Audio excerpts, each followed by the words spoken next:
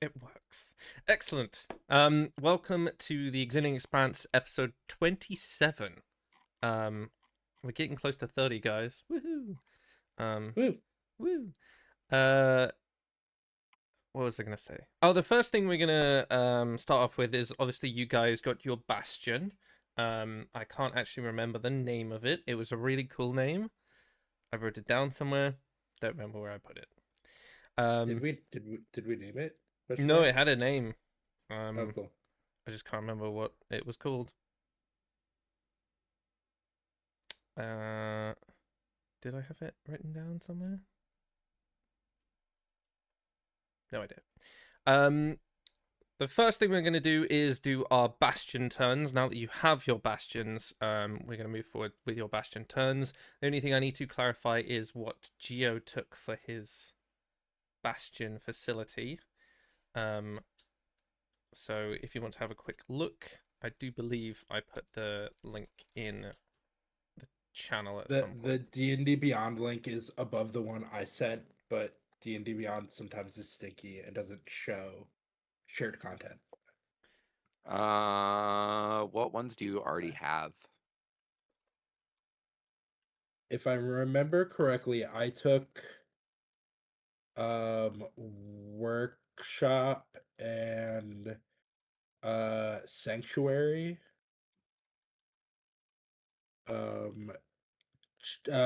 Ku took smithy and library, and Larea took garden and arcane study, correct?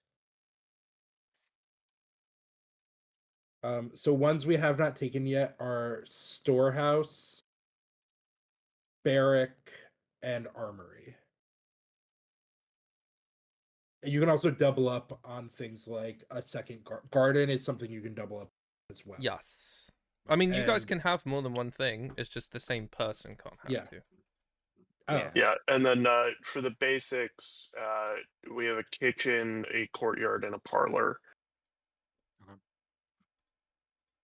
Let's do the sanctuary and a greenhouse. If I get to. Yeah. So it's only level 5 at the moment. Because you guys aren't okay. level 9 yet. I'll just do sanctuary for now. Okay. And then you can pick a second level 5 one if you want a second level 5 one. Also, do you meet the requirements? Are you able to use a holy symbol or druidic focus for a sanctuary? The holy symbol, yes. Okay. I only asked. I could also use. Larea also had the same issue, so. Yeah, I can also use a curse symbol if I really want to go that direction. Ooh, spooky.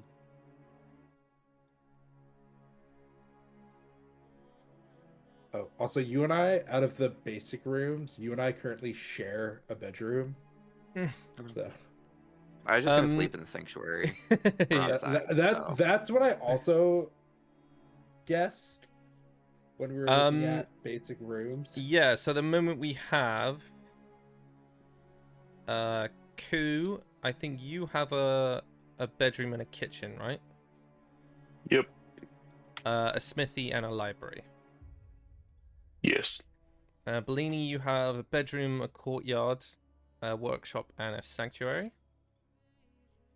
No, I was bedroom, parlor,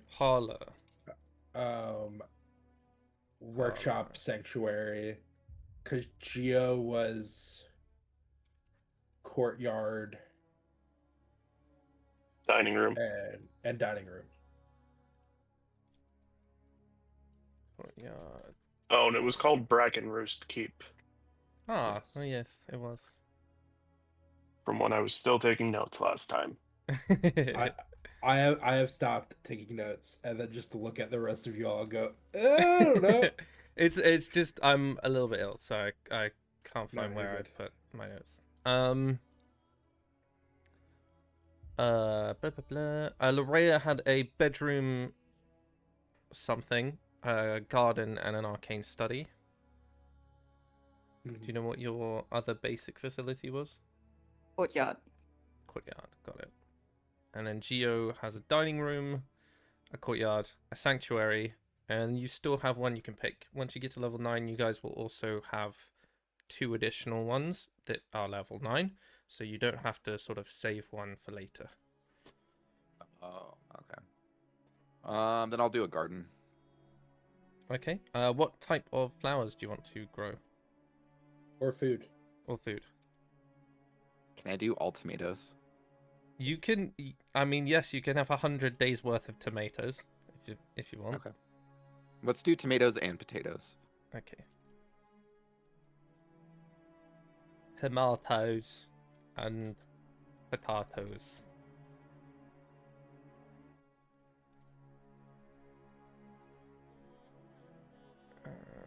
Okay, so yes, we are going to do our bastion turns before we jump back into sort of picking up where we left off.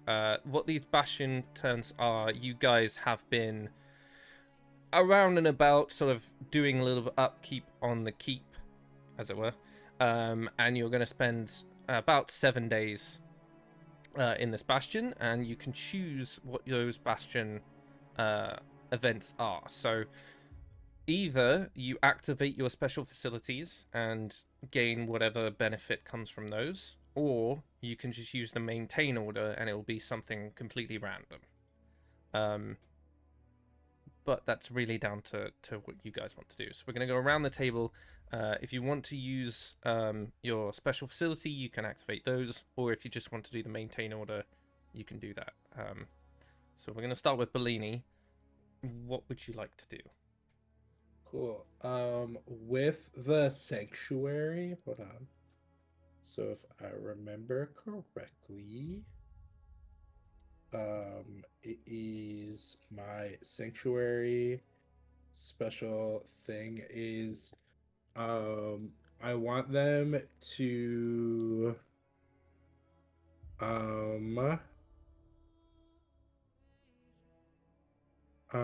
no, I'm gonna I'm gonna order it to craft druidic focuses, aka wooden staffs. I don't know what it does, but it's a thing. It costs me no money. I might be able to sell it. Because I don't need the charm at the moment. I mean, yeah. Oh no! Sorry, You could sell them if you want it's sanctuary charm. Yeah, no. I do want the sanctuary charm. Never mind. Okay. I want the sanctuary charm because I want the bonus healing word. Okay, so that lasts for 7 days. Yeah. Cool. Yeah. If you want to add a sanctuary charm to your inventory, Cool. and just, I will just mark it down on my notes that you have one. Yeah. And then I want them to, for the workshop, I'm just gonna have it craft, just so that we can have backup basic adventuring gear of all the random bullshit that I had it made, because I upgraded this, so we have pretty much all of the different.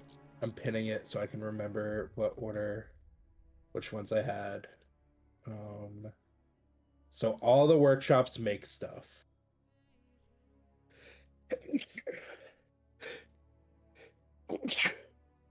Gesundheit. Thank you. Yeah, because it's gonna craft adventuring gear. So, if anyone needs anything that's on the carpenter, tinker, woodcarver, weaver, cobbler, glass maker, or jeweler lists, we have it. Feel free to help yourselves. The hirelings can craft anything that can be made with the tools you chose when added to the workshop. Yep. I mean, yeah. So I will just let you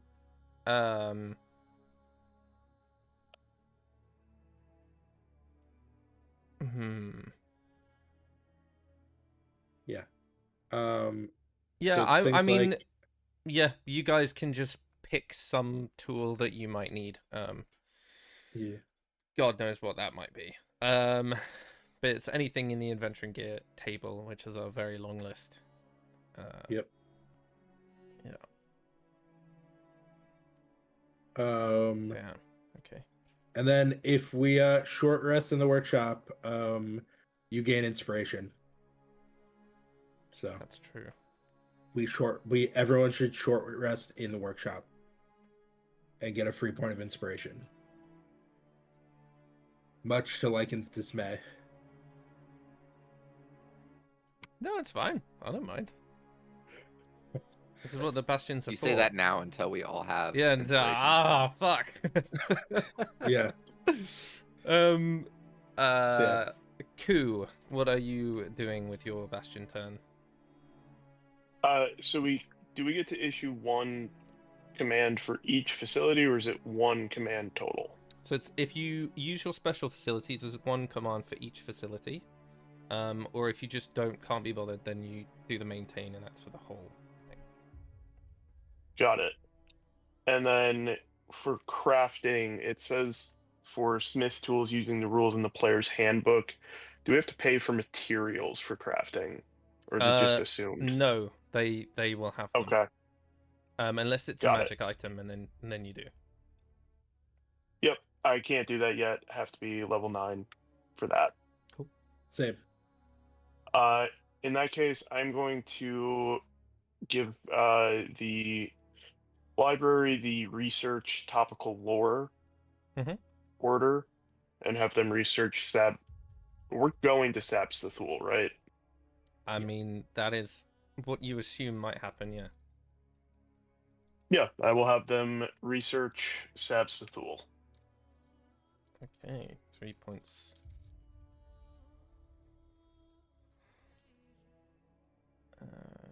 Library.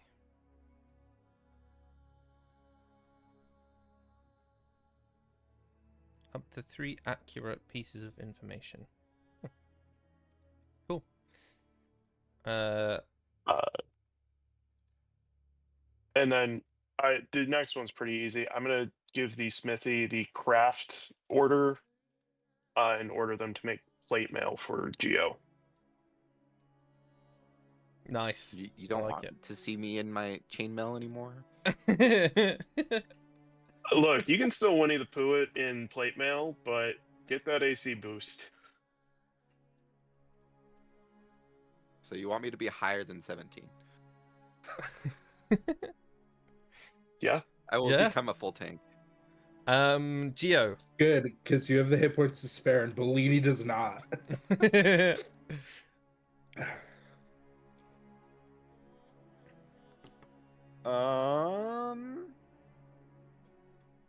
Sorry, I'm looking to see. I'll just maintain it for this round. Okay. We will get to that. Maintain order. And Lorea. Yeah, I'm thinking of harvesting perfume from the garden.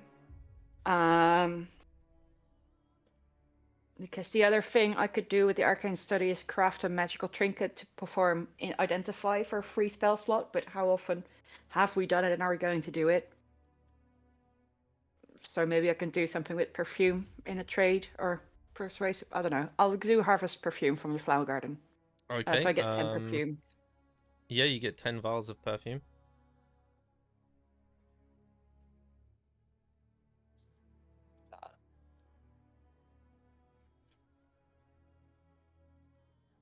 Listen, I'm hovering perfume right now, and I did just learn for an hour it gives you advantage on persuasion checks.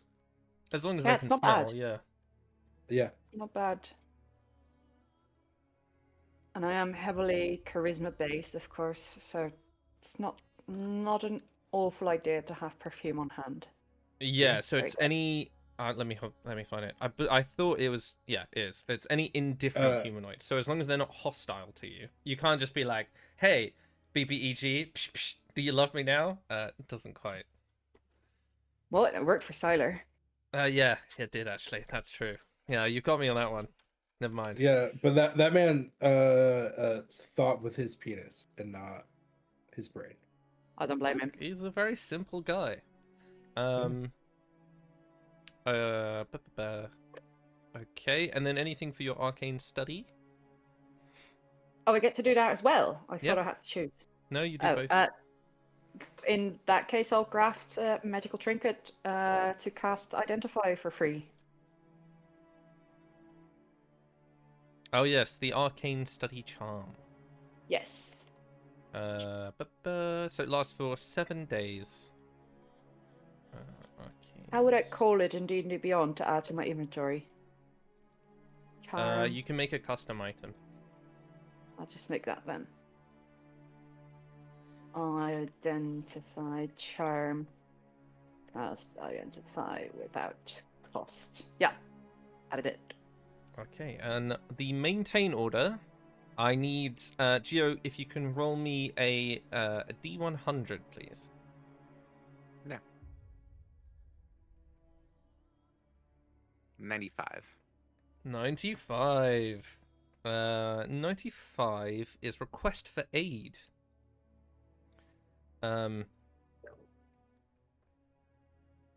Okay. Oh,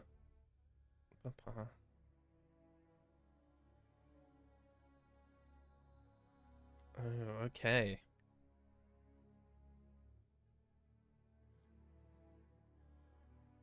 So, you guys get a call from, you're in Obscura, so probably we, Siler. There's a search on for a missing person. If you want to help, you have to dispatch one or more Bastion defenders. I don't believe any of you have any Bastion defenders. No, we don't at the moment because we don't have a barracks. Yeah, so he does write you a letter. You sort of write back like, look, sorry, we're still trying to bring the keep into working order. You literally can't send anyone because you don't have anyone to send. He's a little bit annoyed, but that problem does solve it, and that person is found in the end. You would have earned a little bit of gold from that maintain order, but obviously you couldn't send anyone. So that's pretty much it. Like I said, you guys have spent about a week in your keep doing it up, making it a little bit more your style, within reason. It's not quite there yet, but it's getting there almost. And it is around about the end of that week. You guys are milling about, convening in the courtyard, just sort of talking through all the different improvements you've made on your each section of the building that you've kind of split off and given to each other. For example, Ku might have one of the towers, or it's definitely a room that's a little bit higher up so he can look out across the different views that he might have.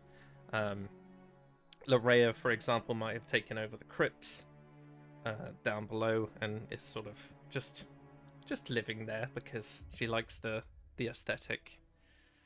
But this bastion, or Brackenroost Keep, sits on a slight rise of stone that overlooks a little bit of the grassland, and then further on the tear-stained wetlands, the marshlands, and then the coastal rocks that are just east of Obscurum Harbour.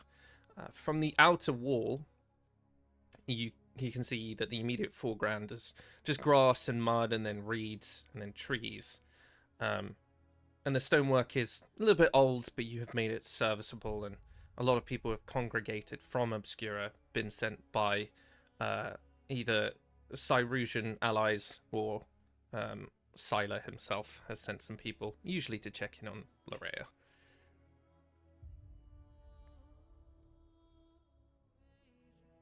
Inside the walls, I'd say that the courtyard now has a couple of cook pits.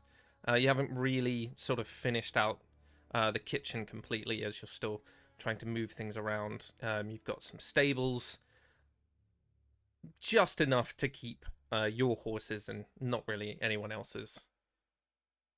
And along the south wall, which faces the marshland, there's been a low platform of a little bit of wood, little palisades. You do often have some citizens that want to help in for some watch duty, just in case. You managed to assemble some sort of fortification of some kind, just in case. The one thing that you guys noticed that sort of stands out the most is something that you don't often see living in Taz's Rayla, which is the Veil. It's always visible beyond the rocks into the sea. It's a broad vertical band that sits on the horizon as it cuts off the other continents from Elendrian. It looks like a steady curtain of very reflected light, almost like the Northern Lights. It's not quite opaque. You can see it's a little bit translucent. In a low wind, it appears a little bit more steady, and during high moon rotations, it does seem to glow a little bit brighter. It's constantly lit, because it's always there. So during the night at full dark, it does emit that sort of low glow that comes across the sea. It's quite nice to look at, although you guys know it as potentially quite deadly. But the air here late in the day, it's sometimes nice to just sit out in the courtyard, or sometimes Ku's room, as he has the most windows, and look out across the sea and see that shimmering veil on the coastline.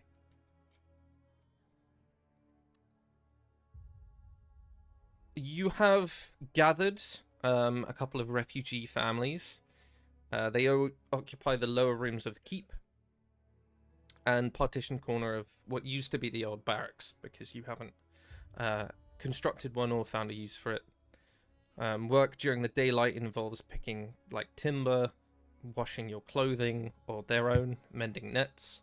A couple of fishermen have started to congregate below the keep, and it's forming a very much community for all of you guys.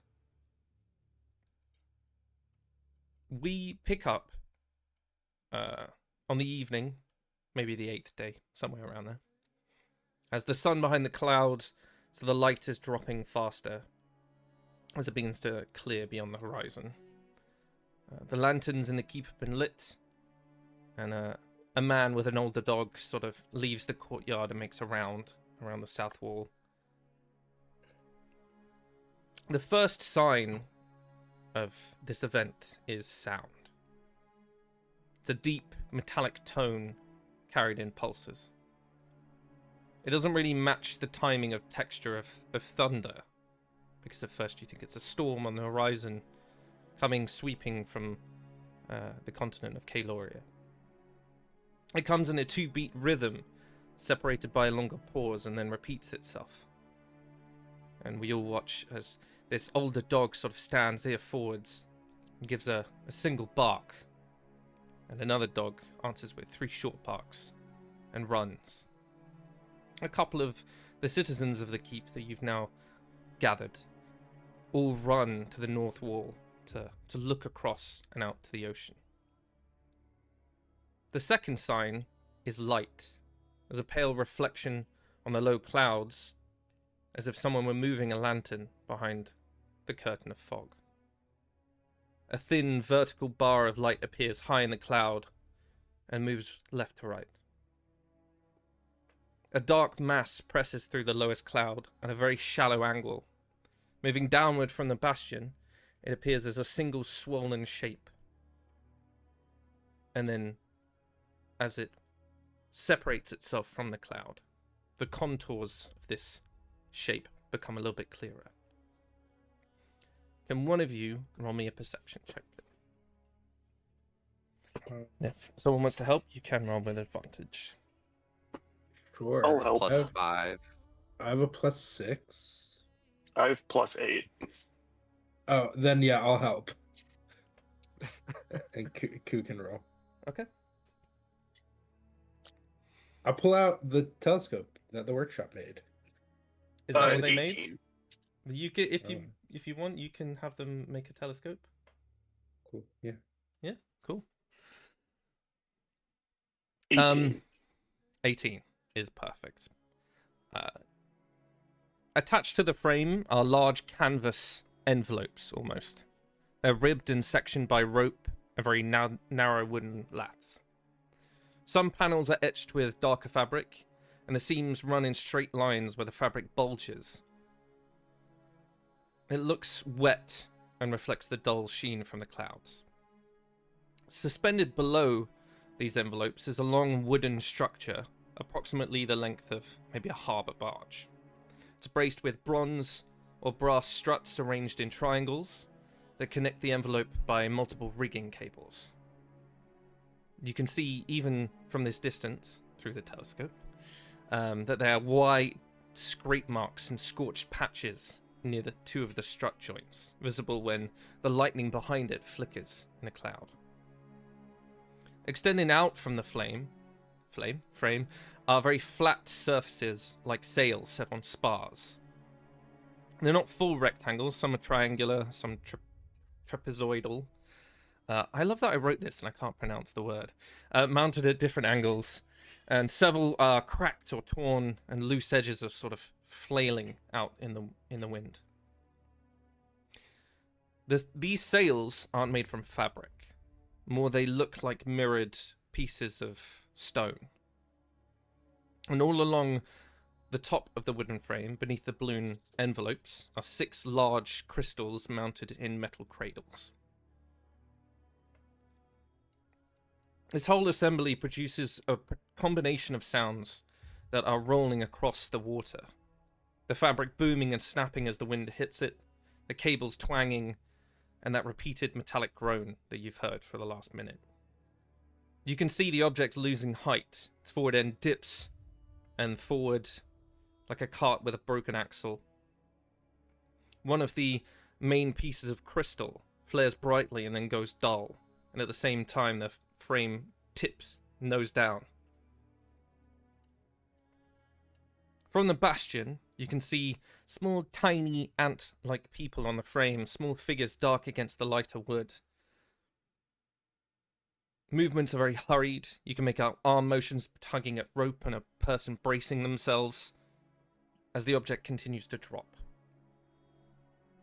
At roughly the distance between the reef and the shore, a couple of miles away from you, one of the canvas envelopes tears along the seam front to back. It's a continuous ripping sound as you watch the entire balloon deflates and collapses into loose fabric. As the bow of the frame hits the black rocks... Does it rocks... make a fart noise as it deflates? Like a balloon? A little bit. A Like little bit, yes. Yeah. Just like a... The bow of the frame hits the black rocks with a clear, sharp crack. As the sound reaches the bastion a moment later, spray jumps up in a bright sheet and falls back down. More rigging parts. Second balloon tears and takes fire at one corner. An orange flame that runs along the edge, where maybe the gas or oil or pitch has soaked the fabric. As the frame breaks in 2 pieces, the forward section rides up on the rocks as the midsection collapses, sags, and falls beneath the sea. At the last impact, there's a period of about 8 to 10 seconds. And then a final series of metallic pings from metal and the normal surf and crackle of burning canvas. As you watch in the distance, this skyship has fully crashed on the shore. All of the citizens in the bastion begin to talk, some talking over each other, some start moving, a couple of people gossiping, basically, as you have all watched all of this happen. What would you like to do?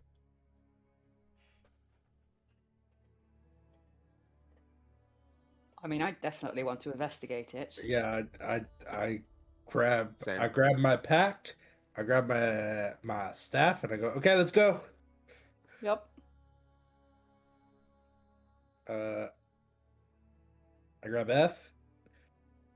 he stops playing with the other haunted dolls and comes along. Okay. You do Let's get go a couple investigate. of people asking you questions. Like someone's like, "Are we gonna shut the gate? Are they here to like attack us? Is there gonna be another one coming?" Someone asks if you think anyone survived. Is that within Obscurum limits? Are there people on there? Are they gonna drown? You're just getting like crowded with a bunch of people as you're trying to leave, essentially. I yell to try and get them all to calm down. Okay. Make me either persuasion or intimidation. I'll do intimidation with advantage. Mhm. That is a 17. Yeah, it's good enough. They all sort of part ways from you, becoming a little bit more silent now, as the large hippo sort of rumbles that sound out to all of them.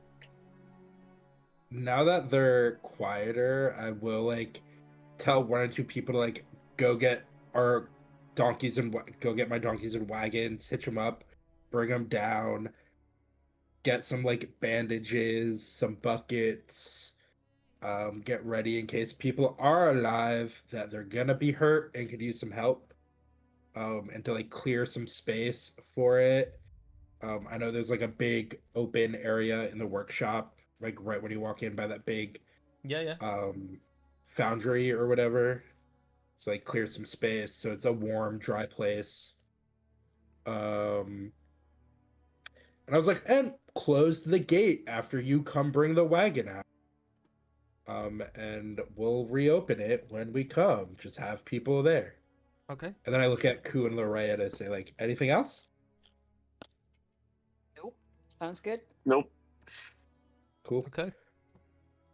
So as you guys all exit, you watch as the gate sort of doors close and they drop the bar back in place. A couple of people are like dousing fires, bringing in laundry, all getting like the various people where they should be. As you guys set out, you know that you could probably reach.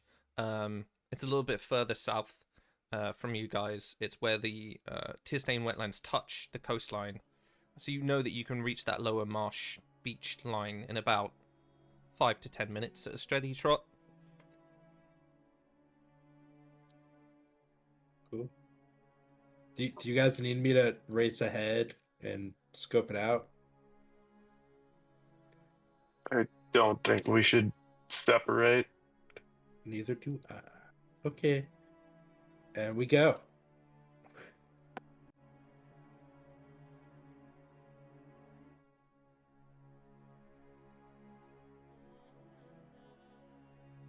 Okay.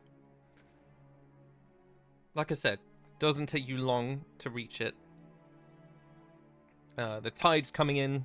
The waterline on the nearer rocks have definitely changed within the last half hour. If you guys take the lower path along the beach, the last 50 yards will be on foot in ankle-deep water by the time that you arrive. Knee-deep in about 20. If you take the higher route along the coastline, the ground is firmer, but it'll take you a little bit longer to get there, to the actual crash site. I mean, it makes more sense. We should take our time. I don't know that we have a rush to get there. I'd rather not get stuck on our way. Yeah. I agree. We all know what happened the last time we walked through mud. Oh yeah, I forgot about that. Good days. Okay, so as you take the sort of cliff-top coastal route, the further you get there, you've seen that the ship is in 3 major sections. The forward part's wedged on some rocks, the middle one's collapsed, and the rear is completely sunken, jammed against the shelf. 2 balloon envelopes are still burning. One of them's completely intact, just deflated and draped across part of the the forward section. And there's at least 2 moving figures that are on the rocks, 1 unmoving figure in a tidal pool, and there's 1 crystal that's still sort of pulsing ever so gently. While all of this is going on, you can see in the background, along the horizon of the sea, the veil is still a pale band behind all of it. Very steady in brightness. Doesn't seem to have changed at all.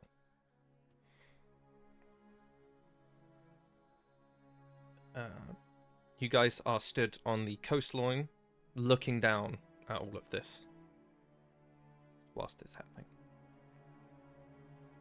I can cast Water Walk on all of us in case that matters. So we can move across any liquid surfaces such as water, acid, mud, snow, quicksand, or lava, as if it was harmless, solid ground. And it'll last for an hour. But it is concentration, I'm guessing, or not? No, it is not. Then we could do that. Yeah, I If will you guys cast. want to do that, you can do that. As we head over there, I cast Water Walk on us. So, yeah. Okay. So yeah. So it does not matter if the tide is coming in. It's no longer difficult terrain. We can walk on water. Nice. As I said, the You coastal can ridge choose to is the coastal ridge is southeast from your bastion. The path is quite narrow in places, so I will need a survival or athletics check from someone, as the soil and the grass and the reeds and things like that is a little bit more difficult. It's not quite a liquid yet, so it will just be a straight roll. But when you do get down to the beach, obviously that will come into play. I can do my- the athletics. My question is, are you trying to be stealthy and observe this? Or are you No. just going to be like visible hero pose up on the cliffs? Like your cloak's Visible just hero flapping in the pose up on the wind? cliff. Yeah, I mean, Ku does have the cloak of billowing, so yep. True. True, Very true. true. Yes. Yeah. Okay. But yes, if we can have that athletics check from Geo. I'm gonna roll it with advantage. That is a 23. Yeah. Yeah, easily fine. You guys are used to sort of when you first got the keep. There was a couple of days of rearranging stuff, and then every now and then you've all gone for a walk here and there just to explore the coastline, know your surroundings, things like that. The main part of the marshland is much further south, but as with most things geographically, it does seem to bleed out into nearby where you guys are. But yes, as you're watching a couple of people scrabble on the rocks below, we sort of watch from their perspective as the camera pans up, and on the coastline cliff top there are 4 figures of very differing heights and widths, as Ku's sort of in the middle, his cloak billowing out from in a very cinematic way before you make your way down a pathway to the beach. From where you are right now, you can see at least 2 survivors crawling across the rocks. Like I said, one of them's unmoving in a pool, and you can see some dark birds are already circling above the shipwreck. What Can do someone- these survivors look like? I was just about to ask, can someone make a perception check? So I'd say, Ku, if you can make me a perception check.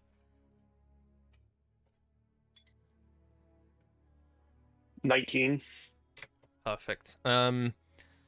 The survivors are dressed in very practical uniforms. They don't look like sailors' uniforms. They look like more militaristic, more like engineers or soldiers. There is a bit of a hearkening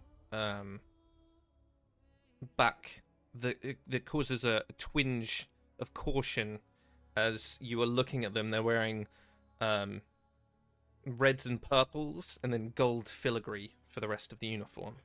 And there's a little bit of you that immediately screams Crimson Tide, and then the Dread Pact, and it's sort of a burst of oh shit. You can also see that there are a pair of cloaked figures at the far end approaching the wreck from another point inland, off to your right. And then the cliff here drops about 30 to 40 feet. So you can either take the natural gully on the east side, and there's a sheer drop in the middle, or there's a long path that you can get straight to the wreck from. So you've got east, central, or west.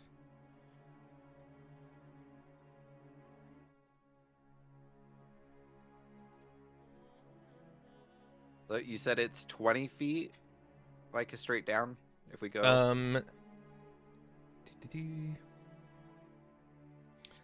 It's 30 to 40 feet drop straight down. The natural gully on the east is sort of the midway quickest to get there. It's very loose shale, steep but passable. You'd have to make an athletics check to get through there. The sheer drop is 40 feet down. So you'd have to either climb down, jump down, use rope, however you want to get around that, or you just take the longer winding path that will add about 10 minutes to your walk. Q knows that if you take the longer path, those possible cloak figures will reach the survivors before you do.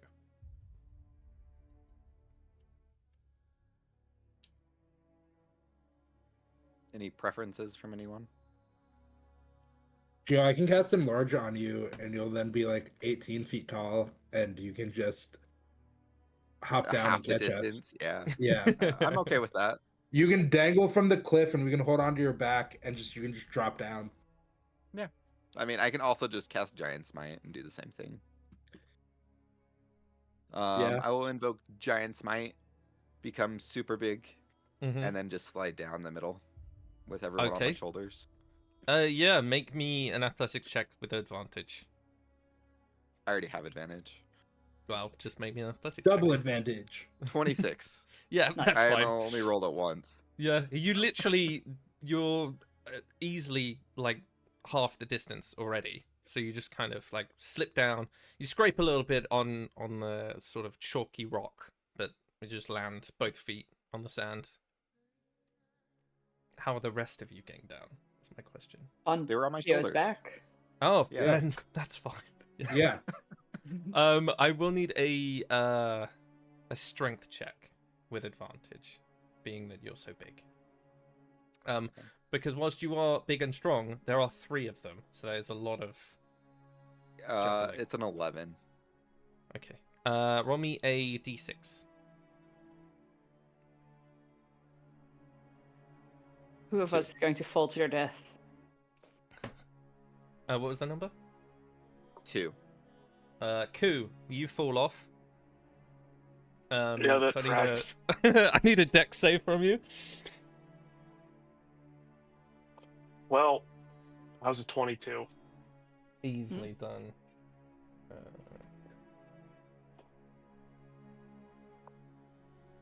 So you would take 8 points of bludgeoning damage, but you only take 2.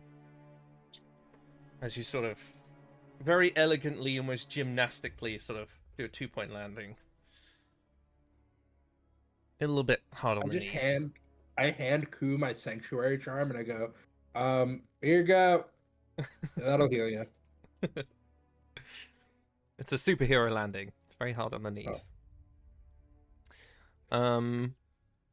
But yeah, you guys all the way down are too.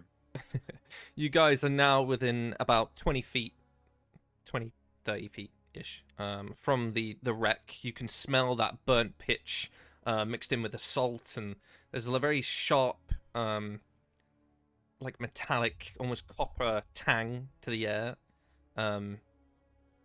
You can hear the constant sound of surf against the rock and the groan of the timber that's settling. All across is various debris has been scattered, like ropes, and there's a half-crushed crate that has a bunch of very unfamiliar-looking brass fittings in it. There's pieces of shards of the crystal that were attached to the ship that are scattered across the sand, and a boot. I don't know why I wrote that. There's a single boot, just sort of there. Can I call out to the two people that are just like on a rock and go, y'all okay? That guy dead? And I point at the guy in the wade pool. Y'all crashed. Okay. It was not a graceful landing. Yeah, so one of the survivors is a crawling man who appears to have been burned across one side. He's sort of muttering to himself, and he's got a satchel. And as you sort of call out, he's like, "Help me!" and is trying to crawl himself closer. Behind him is a woman that's limping. She's sort of clutching her shoulder that is distended, almost unnaturally so. It looks like the distance is wrong, and it's sort of limply hanging. She's sort of trying to wave towards you and then hold her shoulder at the same time. And then the body is face down in the tidal pool. He's wearing the same clothing, but he's not moving at all. Can I walk And where are the over two to them? cloaked figures? They're about 5 minutes out from you guys. So quite a way away. I can't be bothered to do the maths on that because I did that yesterday. But yeah, they're about 5 minutes away from you guys. Yeah, they're still far moving. enough away. Yeah. It's not a problem. Yeah, I walk over to the two people. I walk across the water. Mm-hmm. And I just go, okay, hi, yeah. I'm just gonna cast Ku, do you want this sanctuary charm? That fall looked like you scraped your knee. Cool. No, I'm gonna free action healing word the dude with the burns, and then I'm gonna spend a healing word on the limping lady. And they both heal. Hold on. The dude with the burns heals 7 points of damage. And the other lady also, and the lady heals also 7 damage. Okay. And I call over to Big Geo, and I go, "Do you want to help these people? I'm gonna go poke the dude who's face down in a tide pool." Yeah, I can do that. And then I go poke the walk- dude who's face down in a tide pool. Yeah, so dead? if you want to make a medicine check for me as you're looking him over, what is everyone else doing? I'm keeping an eye out for the two cloaked figures in case they Okay. start moving fast. I got an 18 on the medicine check. He's very dead. It looks like he, as you sort of like lift part of his, sort of roll part of his body over, he's missing a good portion of his chest where it's just been scarred with flames. It's some parts of like the blood and the burnt viscera just floating as you sort of roll his body over. His face is completely gone. You can just see like pieces of muscle and the teeth. One of his eyeballs exploded from the heat. He's just completely dead. Does he have a coin pouch on him? You can make an investigation check to search him if you want. Yeah, I will. Let's go 19 on the die. Okay. What is everyone else doing while this is happening? So Ku's keeping an eye on the cloaked person. Bellini's doing his medicine check. I'm gonna Would heal the people. Oh, go ahead. No, go. You were first. I was just gonna say I'm gonna heal the people with cure wounds. Bellini's already healed them. I still cast it because I think they need extra healing. I kind of like That's shove fine. it down their throat. Yeah, that's fine. Um, You do watch as they're just sort of approached by this massive towering figure. They're all like, "Oh my god!" But yeah. With your cure wounds, with Bellini's healing, a lot of the scarring and the bleeding has stopped. He sort of stabilized them. But with yours, as you're passing it over the woman, you watch her shoulder reattaches back into the socket with like a crunch. She does scream out in pain, but then you can see her like flexing her hand ever so slightly as she now has use of that hand. Lorea, what are you up to? I'd like to see if I can find some information on a faction, some diplomatic things like do we have to report to the government of Obscurum, whether it's friendly, enemy, if we have to notify Tas Israela. That's really down to you guys. If you think that that is something that you would want to. Well, I want to find out who they are in order to decide whether we inform people. So Okay. I want to find banners. Are you looking out for emblems or things of on the ships of the people? Or are you gonna actually talk to them and ask? Yeah, I'm gonna rummage. I'm not going to talk to them. Make me. I mean, they probably investigation should because I'm a charisma character. They're not dying, so you can probably talk to them after. It's not an issue. Yeah. Sorry. What did you? Which role did you want from me? Investigation. 15. 15.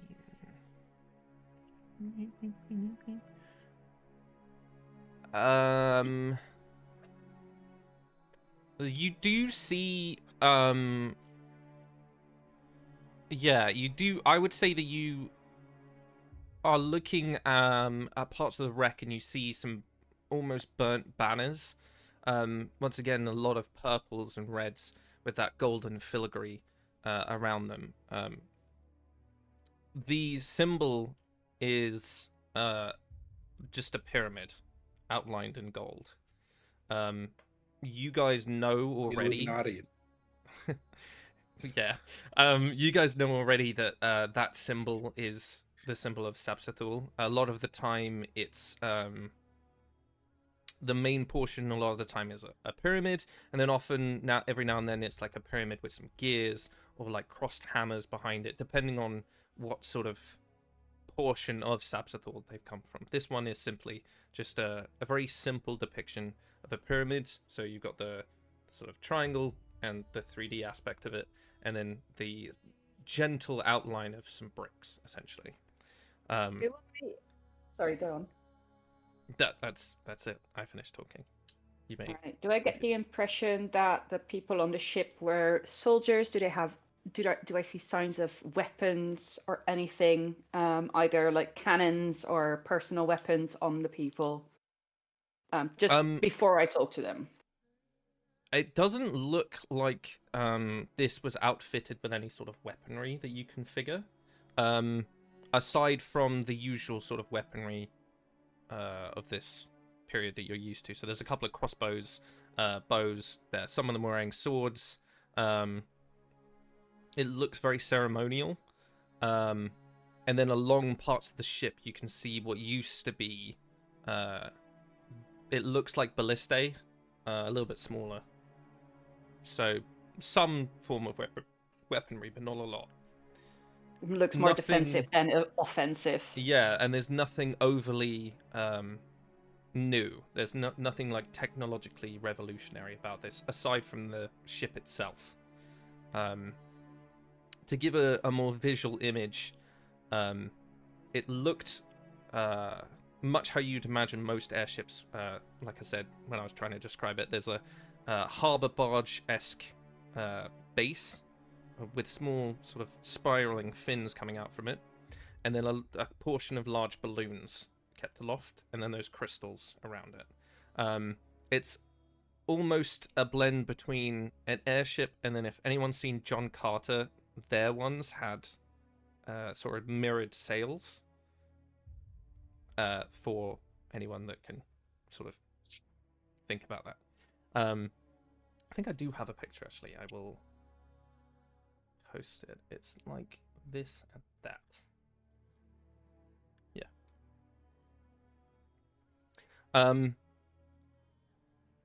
Yeah, so the only thing that stands out to you most of all is the design of this ship is very new age. You've seen the older airships every now and then. They're quite rare. This one is a little bit more of a jump in terms of construction. Okay. All right. I would like to find really the nearest person I can currently find and get sort of a gauge of who they are, what they look like, and start a conversation with them. Like, I'm interested to see whether they are displaying signs of having a rank. If they're like swabby or captain, like or somewhere in between there. Are you looking for dead people or alive people? I'm looking for the nearest alive person. Okay. So the nearest alive people would be standing next to Geo at the moment. The only two people you've seen alive are the woman and the burned man. Whilst that's going on, Bellini, you find a fist-sized crystal shard has been lodged under one of his arm. It's pulsing ever so slightly. There's a small brass, sort of sextant-esque instrument in his belt that has violet lenses in it. And then there's an embroidered emblem of a very stylized... it's like a burst... I'm trying to think of what the... It's like a sunburst, but it's blue. Mm-hmm. It's got 3 different arcs on it, and then the pyramid in the middle. Cool. I take all of that. I am gonna cast Detect Magic on the weird glowing crystal, because weird crystals, and I don't trust it. Yep. What do I learn? I will get to that in a minute. Ku, Cool. as you are watching those cloaked individuals, they stop walking as they see you guys there. One lowers their head slightly as if they're talking to the other one. You can see they're both wearing very dark cloaks, but there is a shimmer of like purple thread underneath them as they just stop approaching and they're just watching everyone. Do these look like Crimson Tide too? No, not really. It's this very similar tone to what the people are wearing. Very much.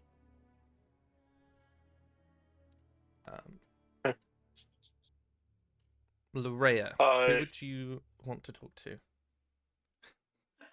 Yes, I would like to make an addendum that I would like to send Morrow out to Ku to assist him with looking out and be sort of like, I would command him to be like, help him out, listen to him, etc. And then I would like to talk to the woman first.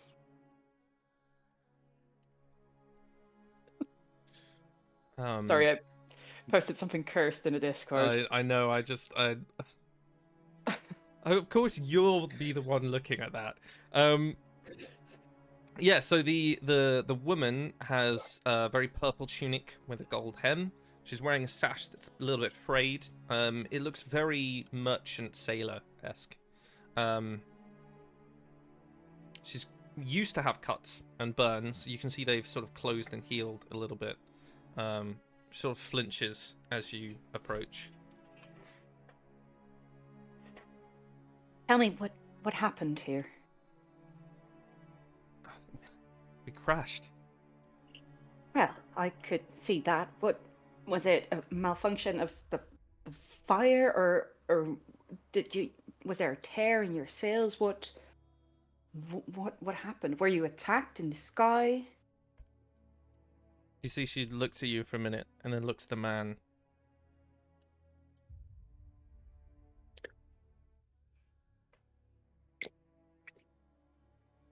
I can't say. You can't say because you don't know? I can't say.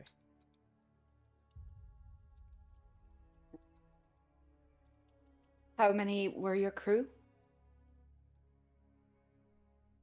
See her eyes shift over to the man again. Apprentice Letha, badge number 527. I turned to the man. How many were your crew?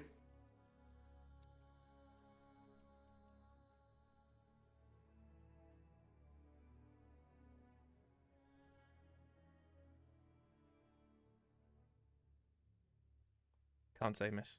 I'm sorry.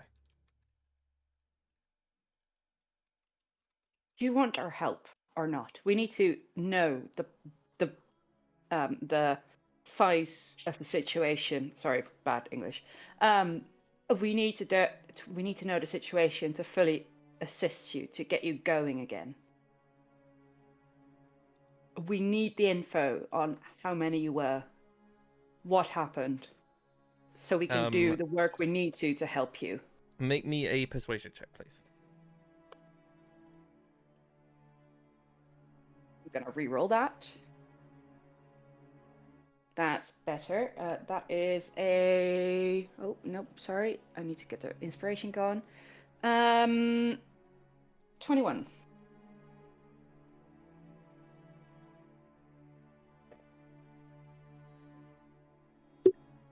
That is so low.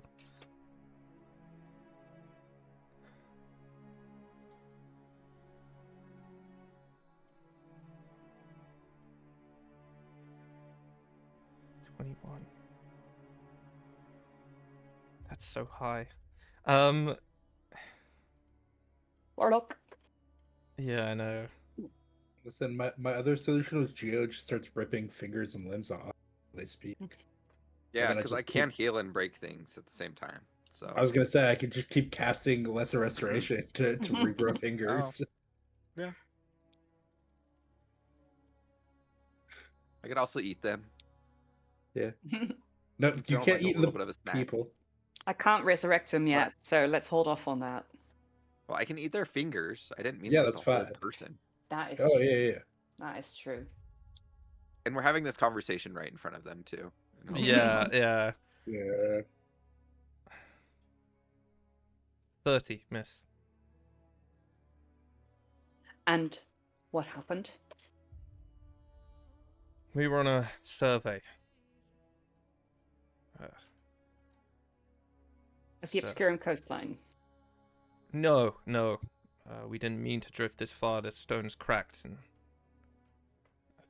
the veil. We got pushed into it. Do I know if subsystal airships are commonly seen, or is this like really a rarity that they're here? Extremely rare. Yeah. Okay. Yeah. Can I do an insight check on whether I believe him? Yes, you may. I will roll my deception. I'm kidding.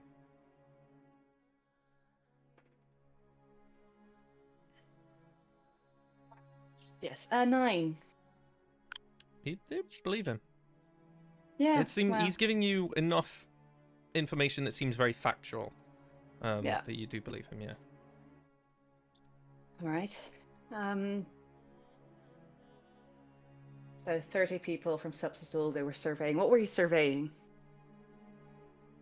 I'm sorry, miss, I can't tell you that. You tell me, and I look directly down at them. I can't. No. Do you want to keep your fingers? It's better than being dead, sir. I mean, we can make both happen. Then I will die in service to my role, sir. You don't seem scared at all. That's interesting. It's what I signed up Yeah. for. Right.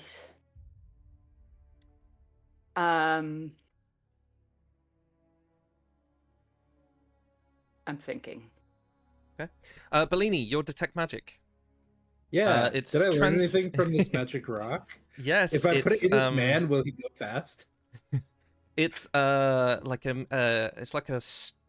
oh, this is refined, isn't it? So it's like a blue violet-ish crystal, a little blend of both. It seems to like an ombre. It seems to blend it between each other. It gives off transmutation and evocation magic. You know that it is absorbing and channeling light is the best that you can figure out. If you can make me an Arcana check, or a history, either one, whatever one's better for you. I'm bad at both of them. Doesn't matter because I rolled a 17 on the die. Excellent. So you have seen this every now and then. There was some found in Tazisrela, and it's definitely talked about and used a little bit in Obscura. When Ishkar was in power, she liked to place things. It's very much the same color and tone that the light gives off as the some of the lanterns that were in Obscurum City. It's called Aetherstone, and like I said, it channels light and uses it to power arcane means. It gives off a faint hum, like if you bang a tuning fork. And it's very like static aura that seems to generate from it. This one is fading, as you know that it's been cracked and scattered. It's very, although it's a refined stone, it looks very brute force. It's not very elegant in its construction, in the way that it's been chiseled and constructed into the piece. Even that the fact it's been cracked and thrown across, you know that it's not elegant work. That's the best you can get from it. Gotcha. And then looking around this ship, I like found this dude. So where are we, in the second section or the front section? Because I know there's You're one. looking- So you're looking at the front section at the moment. Cool. Can I'm gonna yell to the group. I was like, can I assume I've heard this conversation so far? Oh yeah. This is all happening within about 10 Oh, feet cool, of cool, each cool. other. Yeah. I go, well, I found this stuff. This is a light rock. I'm gonna go look at the other part, and I'm just gonna. Y'all cool with that? It looks like you got this situation handled. Geo, don't rip fingers off yet. I realize I can't Not regrow yet. them. I can only lesser restoration doesn't regrow fingers. It just removes stuns and paralyzes and whatnot. Oh. Yeah. If they get blinded, I can unblind them. So that's cool. Wait, does that mean I can take their eyeballs out? No, I don't think it regrows the eyeballs. Oh, damn. Okay. But we could open a clinic and heal the elderly of their cataracts. If we ever are broke enough that we need to, we should. But I'm gonna go investigate this middle piece. I look at the lady. I go, did all 28 of your companions also die, or did they just drown? I'm not sure, sir. Were they on the ship while you crashed? I believe so. I saw maybe one or two go over the side. I can't say. Cool. It happened in it was chaos. No, it's all good. God, I need to pull up a wild shape list. Son of a bitch. Because I can now have aquatic animals. Hold on. I'm gonna go investigate the other two sections of the boat. Okay. And for the part that's sinking, I will wild shape into something that can swim underwater. I can also check underwater because I don't need to breathe if you don't find a suitable wild shape. Cool. Druid wild shape beast. There we go. Skill index. Swim. Can I ask a political question within the world, Yes. of course? So are we officially at war with Substitute, and is that the case for Obscura? Obscura, no. Cyrusia, yes. Yes. They hasn't been a battle yet, but they have declared war on each other. So my thinking is I would like to hold them captive since they're not intimidated and they are holding secrets that they're willing to die for. I find that troubling, and I would like to not send them back out in the world. But I want to know if I'm committing a war crime by capturing these people. No. No, you'd be Cool. committing a war crime by killing them because they're Oh, unarmed. excellent. Then I will sort of look at Geo and be like, "Hey, buddy, can we talk like for a second? Because I'm assuming the mental link isn't up currently." That's really. I mean, I'm I happy would to guess sit on that him. Ku might have. Oh no, you can't. Can you? You can't do that anymore. I don't have that. Yeah, yeah. You don't, no, you don't have that anymore. That's right. It just clicked in my brain. I was like, wait, hold on. You Yeah, can't do no. it. So I kind of on my tippy toes, and I whisper in his ear, "We need to capture them alive. Alive. Do you hear me? Don't kill them. We need to hold Does that them mean captive. I can or can't break their bones? As long as they live, don't There's a overdo grey it." area within reason. Well, that's perfect because I am the gray area. Yeah, I love that every D&D party always falls into, is this a war crime or isn't it? But yeah, Well, now we're officially diplomats as well. yeah, This yeah, is sort yeah. of our So thing. in Sylvastria, much like our world, if you kill a captured enemy during wartime, that is considered a war crime. Yeah. Unless they go through the proper procedure of a court. Well, I'm a sheriff of multiple different places. Yeah, Yeah. but you're not a judge. You're not a judge. Yeah. Not yet. Not yet. I reach a higher stage of evolution and turn into a giant crab in the background while this conversation is happening, and I just scuttle into the water. Okay. Crab. Ku and Morrow, Crab. who are keeping an observant eye on the others. You can see that there is one figure that's taller. He's probably likely a male or a very broad-shouldered woman. They're carrying like a brass-capped staff. The shorter one is wirier, a little bit lighter. They've got a hand that's tucked inside their cloak at all times. And like I said, they're wearing a lot of purples and blacks and gold trim. It's a very similar tone to the survivors of the wreck.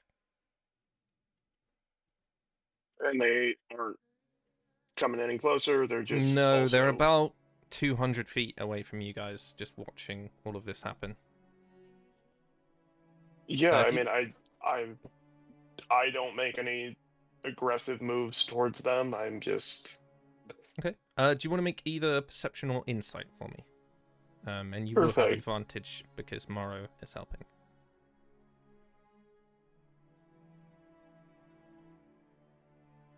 we'll do insight. Haven't rolled that in a bit.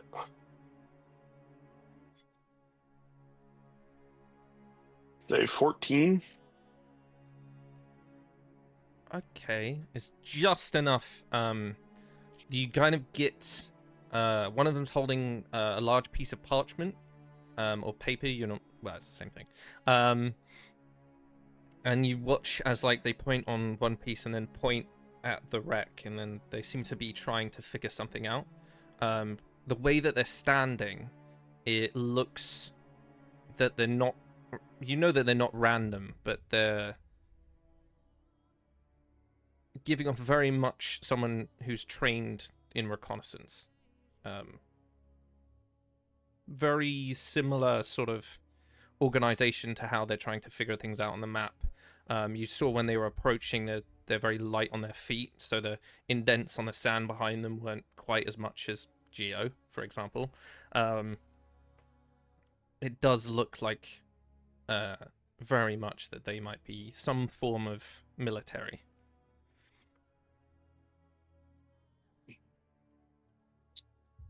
Yeah, I mean, if they're not approaching, I'm not good. I don't think I can take them both on, and I don't want to start a fight while Sure. Yeah, no, that's fine. someone's a giant crab. So I'll keep an eye on them, and if they start to move closer, I will take action. Okay. Do we want to switch to Lorea or Bellini? Like, Lorea, do you have any more questions or actions that you want to take other than restraining these people? I want to send Morrow away with a message. So while I entrust Geo with the info, like we gotta restrain them and prepare for them for that, I'll take out a bit of parchment and write down faint smell of iron at the graveyard, please advise, and send Morrow off to Siler. Okay. And that's it. That's what I do. Okay. Well, and restrain. But yes, then we go to Bellini. All right, Bellini, in your giant crab form, what are you trying to look for? Just look at how big a giant crab is. A giant crab is, I can tell you, I am size medium. That's terrifying, honestly. Yeah. Oh god, that is terrifying. Yeesh. Just imagine Kingler from Pokemon. It's About slightly that size. less bad than the crabs from Elden Ring. Slightly less. Yeah. I'm Fuck like those things. I'm probably a little bit bigger than like the mud crabs in Skyrim. There you go, I found one. Crap. Crab. Crap. Okay. Okay. Yeah, as you sort of scuttle I'm across looking for survivors, items, Yeah. Okay. goods, ledgers. Make me an investigation check. This one will be straight, as you can breathe underwater. Yeah. I'm gonna burn my point of inspiration. Okay. Because that's a 1. Mm-hmm. That is much better. That is a natural 18 on the die. Plus 0. Okay. 18. Very good. Yeah. The depth is about 15 feet down. You can see about 15 feet further because the rest is still clouded with tumultuous parts of sand, disturbed silt, like the filtering ash that's been dropped from the flames. The rear section has an upper deck and a lower deck. Both are collapsed between the sea, and the lower deck has been cracked in the hull, so you can see inside the inner compartments. There are a lot of like different storage racks. There's a couple of smashed barrels. Sections of the decking have just been like peeled off. If you can tell me what sort of specific thing that you're looking for, or if you want to go in and look for something in particular. I'm gonna go in. I'm essentially looking for, like, if this were a crash ship, like a ship that sank recently, like I'm looking for like bodies.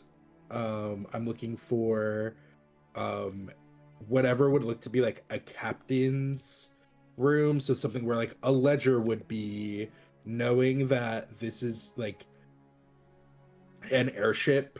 It like rains, it's wet in the sky, like things aren't going to be in watertight chests, but my hope is to like salvage whatever I can as quickly as possible to kind of get an idea of what's happening. So I'm looking for people, bodies,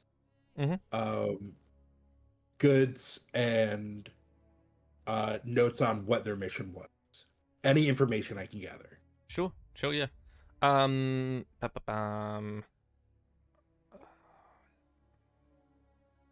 Okay, yeah. As you're sort of moving around and you begin to go into the deck, you do feel the whole thing groan and sort of move almost. You don't need to make the athletics check as the waves sort of slam into that part of the section, and there's a very strong current, but you being a crab, it gives you a little bit more dexterity, and obviously this is your environment. And I have hands. And you have hands. But yeah, roll me your investigation check as you're sort of moving in and about. I do have blind sight as well, by the way. I have 30 feet of blind sight. That so I don't will know help. if that helps.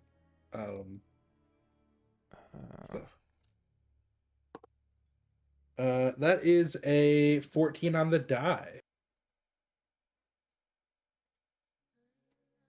Pretty Plus good. 0. Yeah.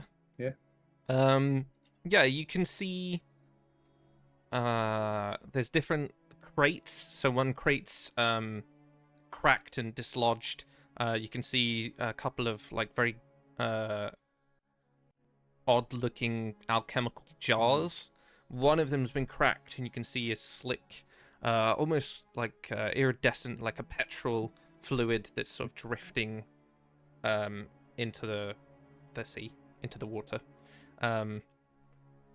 Once again, there's more crystal shards all around the outside, and they're no longer glowing. Where have my notes gone? What else? Bodies.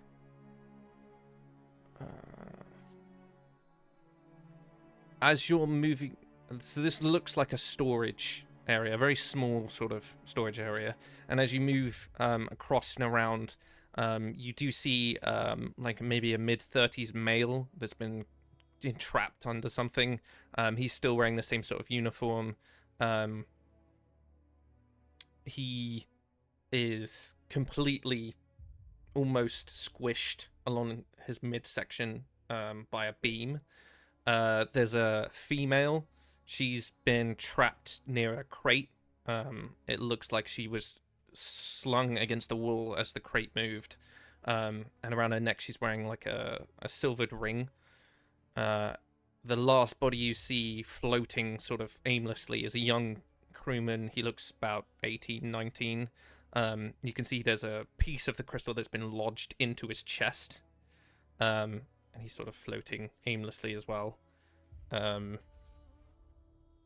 You do eventually find a lower deck. You sort of use your claws to prise open a piece of the hatch into the next room. Inside there's a small cabin. There's a very low bunk, a desk. There's a brass clasp box at the end, like a stow chest that's been bolted to the deck. And then the rest of the wall looked like it had compasses and maps and things, but now with the water there slowly like disintegrating into the sea. Aside from that, you don't see much else at the moment. But if you want to start rummaging around things, you think enough time to maybe search 2 things before the water begins to properly disintegrate everything. Cool.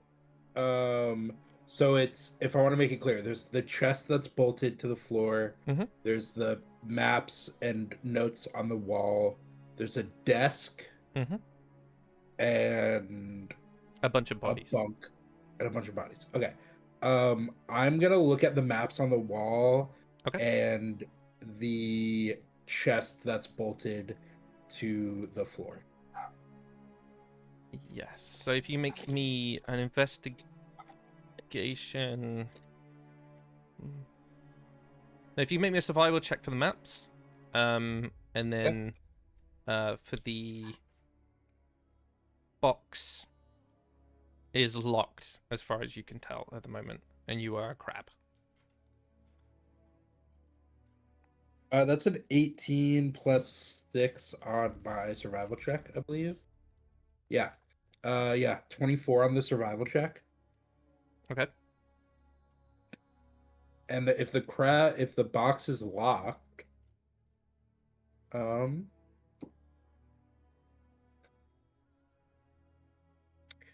I? Is the board it's bolted to wooden? Yes. Can I rip the box out off the floor? Certainly and try. It to yeah, that sounds surface? Very cool. It'd be a strength check, I think, to try and rip it out. Yeah.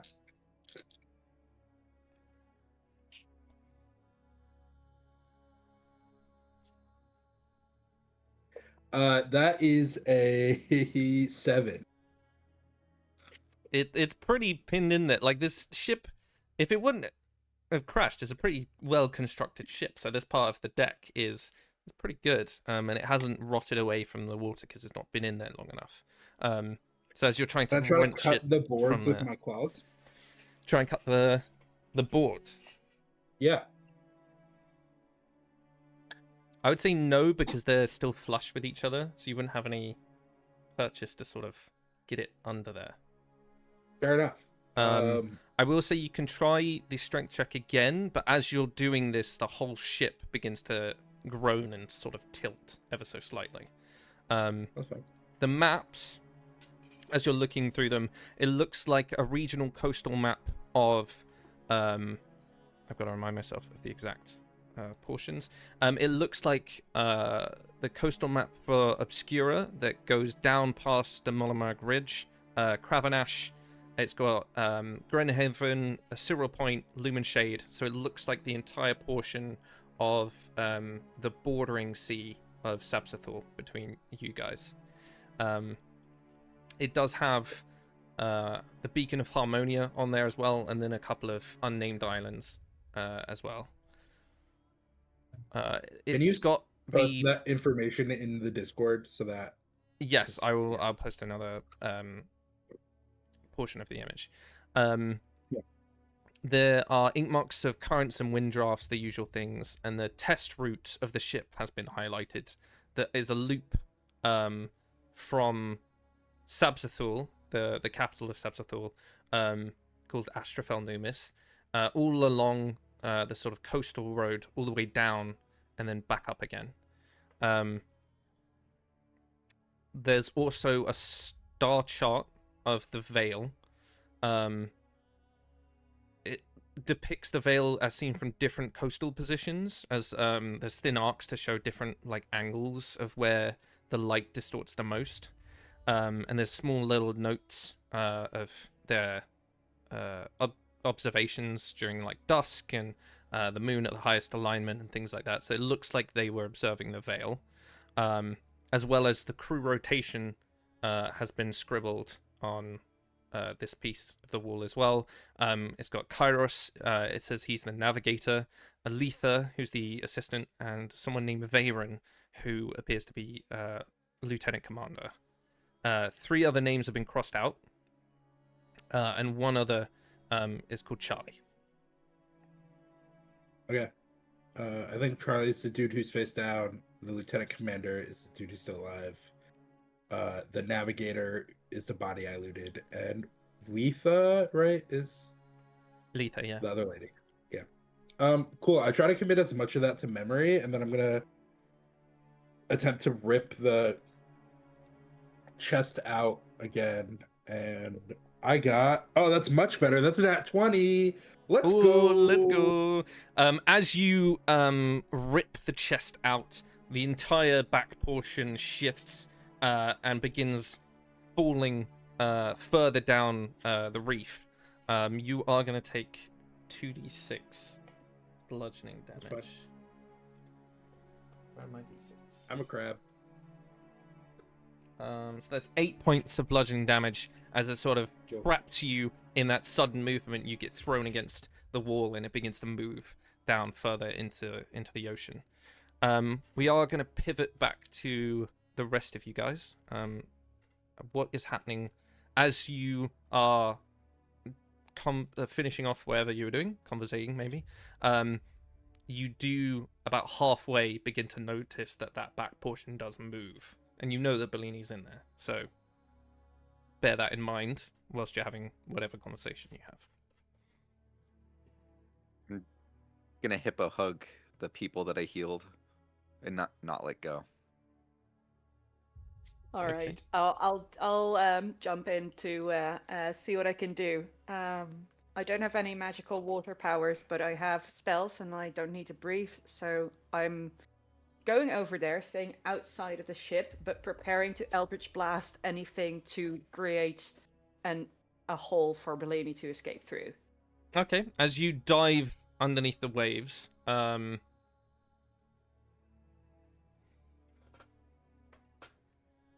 is a very strong current, so I will need you to make an athletics check. But you do begin to watch as the entire back portion begins to sink further and further. It was at 15 feet. It's now about 20, 25, and still continuing. You can't see Bellini anywhere, but you do see that open portion of the hull and further in where he created more rips. So you can take a good enough guess that he's probably still in there. Okay. So my athletics check to start off awesomely with was a 1. Okay. I do have Siler's Ring, and I have some light abilities with it. And I would just sort of like to create like a guiding beacon. So I want to illuminate the whole. Okay. How old? To draw Bellini Right. towards it. And I'll prep for anything else, but I'm sure I'm going to get swept away in a little bit. You do begin to, in the chaos, be trapped by the current. You're being pushed further down as well, but you're being pushed slightly further away, and it looks like you're heading towards a very, very sharp-looking reef. You know that if you don't get out of here, you are going to be pushed against it. The visibility is very poor. Like I said, it's about 10 feet in front of you, but you can see that portion of the ship, and as you illuminate it, it does give you a little bit more visibility through all that silt and ash that is then being raised as this is dragging across the floor. So you won't make any perception checks with disadvantage because you're sort of combating the disadvantage that it would give you. What would you like to do as you're being pushed further towards that reef?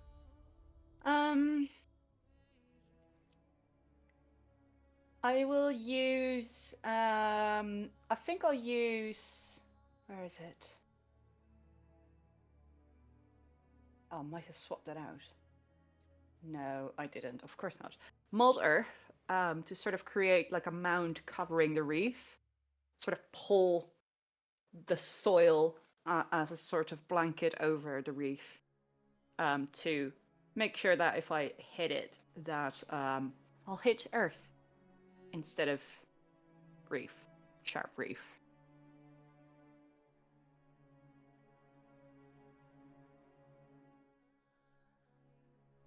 That's a pretty good use of Mold Earth. That's very nice. Right? Yeah, Right? that's very cool. Yeah, so you do get slammed into where the reef would be, but you've pulled up some of the silt and the mud and the sand to form this sort of cushion almost as you hit against it. I need you to make another athletics check to try and hit yourself out of the current. You don't suffer any damage, and obviously you don't need to breathe, but you are still trapped where you are. Bellini, as that whole rear portion is sliding down, you are still shoved against the back wall. I need you also to make a strength save to sort of wrench yourself free from this whole movement. I got a 14 total. That is a failure. So you're going to be pinned for another round. Larea, how did you do? I rolled an 8. Well, I rolled a 9, but I have -1 on athletics. Okay, you're also going to be pinned.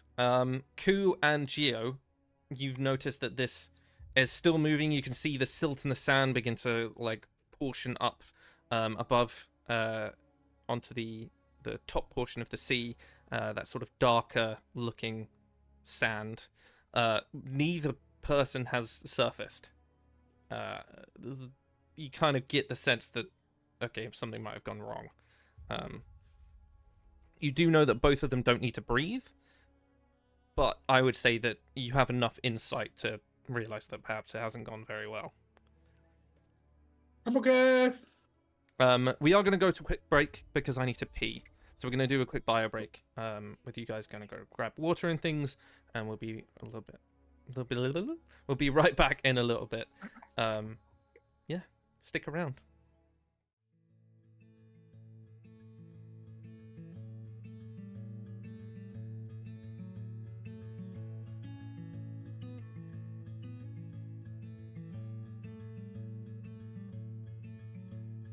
Find me a place among my brethren, the pines, the bees, the frost. I cannot stay where nature's embrace is lost. Find me where Canoe makes his revelry.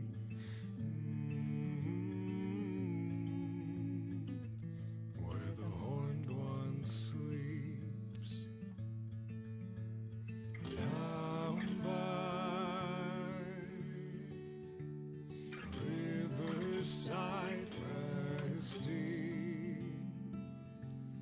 No one but me.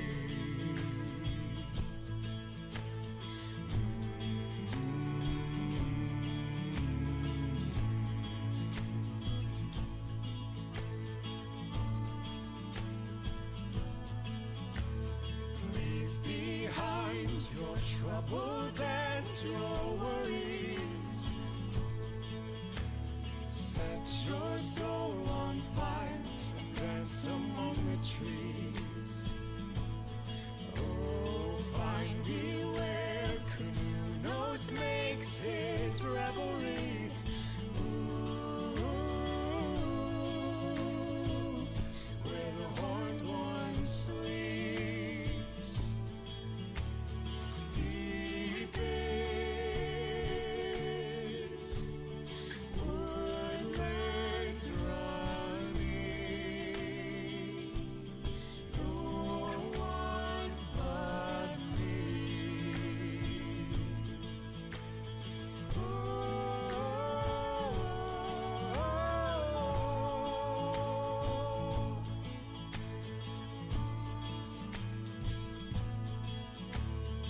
Wake up, breathed in ivy, bathed in the light of the moon.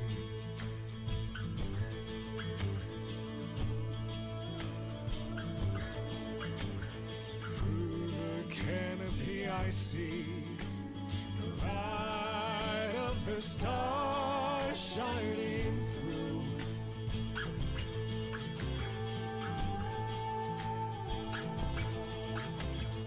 Down by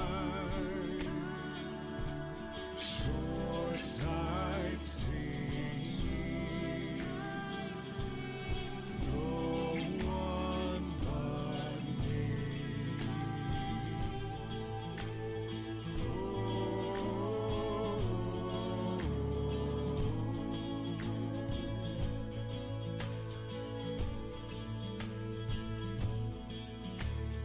Find me where Canoe makes his revelry.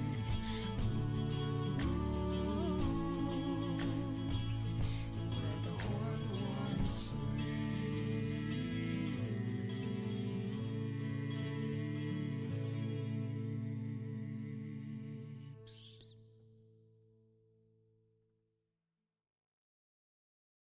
Blacksmith, blacksmith, forge me a blade of the strongest steel, that when I strike my enemies, their wounds may never heal. Blacksmith, blacksmith of your blade, legends there shall rise, for the blade that you will forge for me will deliver us from the night, the night. Oh.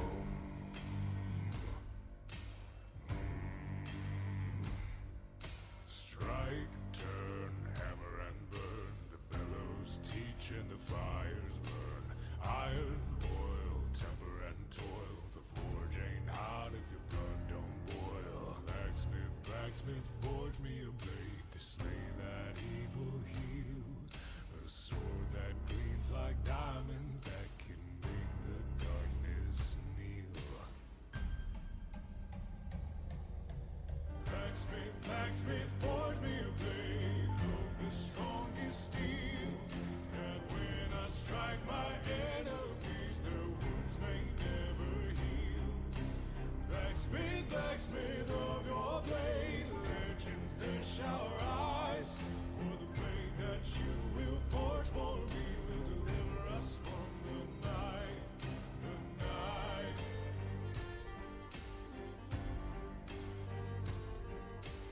Hear that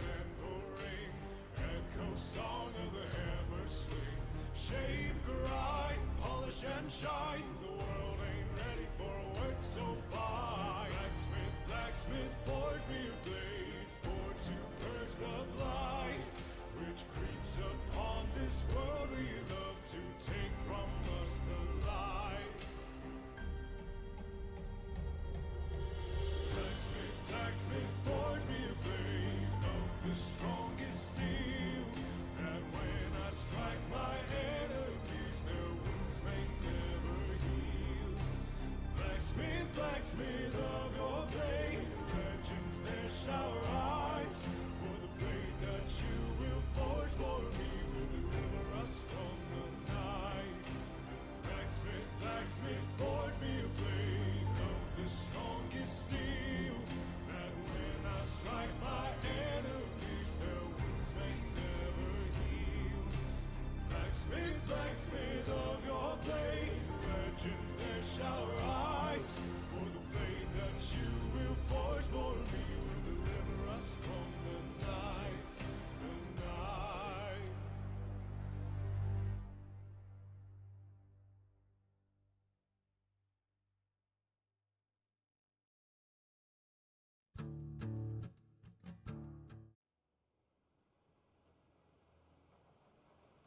Okay, we're back. Like I said, Bellini, you're still pinned underneath, along with Larea. Larea, you're about 30 feet down. Bellini, at this point, you are also 30 feet, and you're going to keep moving about 15 feet for each round. Ku and Geo have just noticed that both of you haven't come back up. Keep going. Take it away.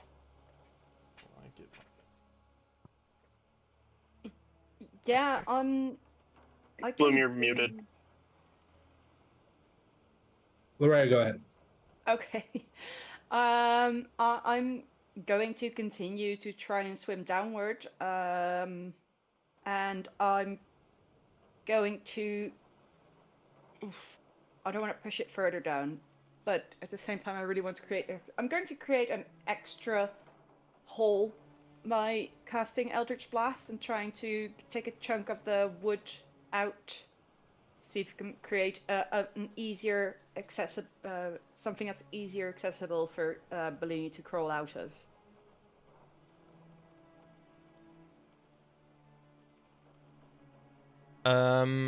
So you are currently restrained, so you can cast. Oh wait, I need to check something.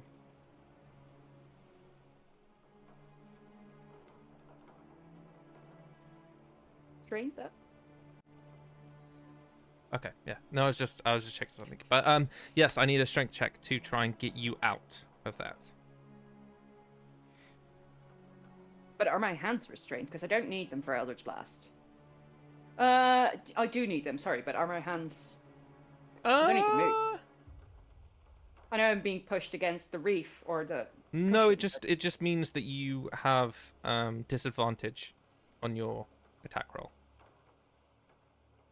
My strength roll is a 10. Okay. You are still restrained. Okay. You can try and cast that if you want to, because you don't need to breathe underwater. You can make your verbal components if it needs them. Yeah, it does. I will. It has a With very low disadvantage. DC. It's an object. I had a nat 20, but the other one's a 13 plus 6 is 19, so Yeah. it's alright. What are you aiming for in particular? I'm aiming for something that is halfway. So if I'm looking at this portion of the airship, I'm looking at the hole that's already there. Yep. And I'm looking at the end, and I'm looking for a section like halfway. I'm looking for something that might not be reinforced by a beam, because I suppose that would be harder to rip a new one in, so to speak. So yeah, that. Okay. Roll your damage for me. Simple 9 force damage. Okay. Geo and Ku, what are you guys up to? I will use it. Water walk is still up, right? Yep. Okay.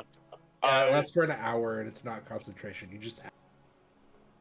Yeah, I'm gonna go from the beach onto walk on the water rather than in the water, and tie one of my daggers to a rope to throw down into the hole for someone to grab if they can.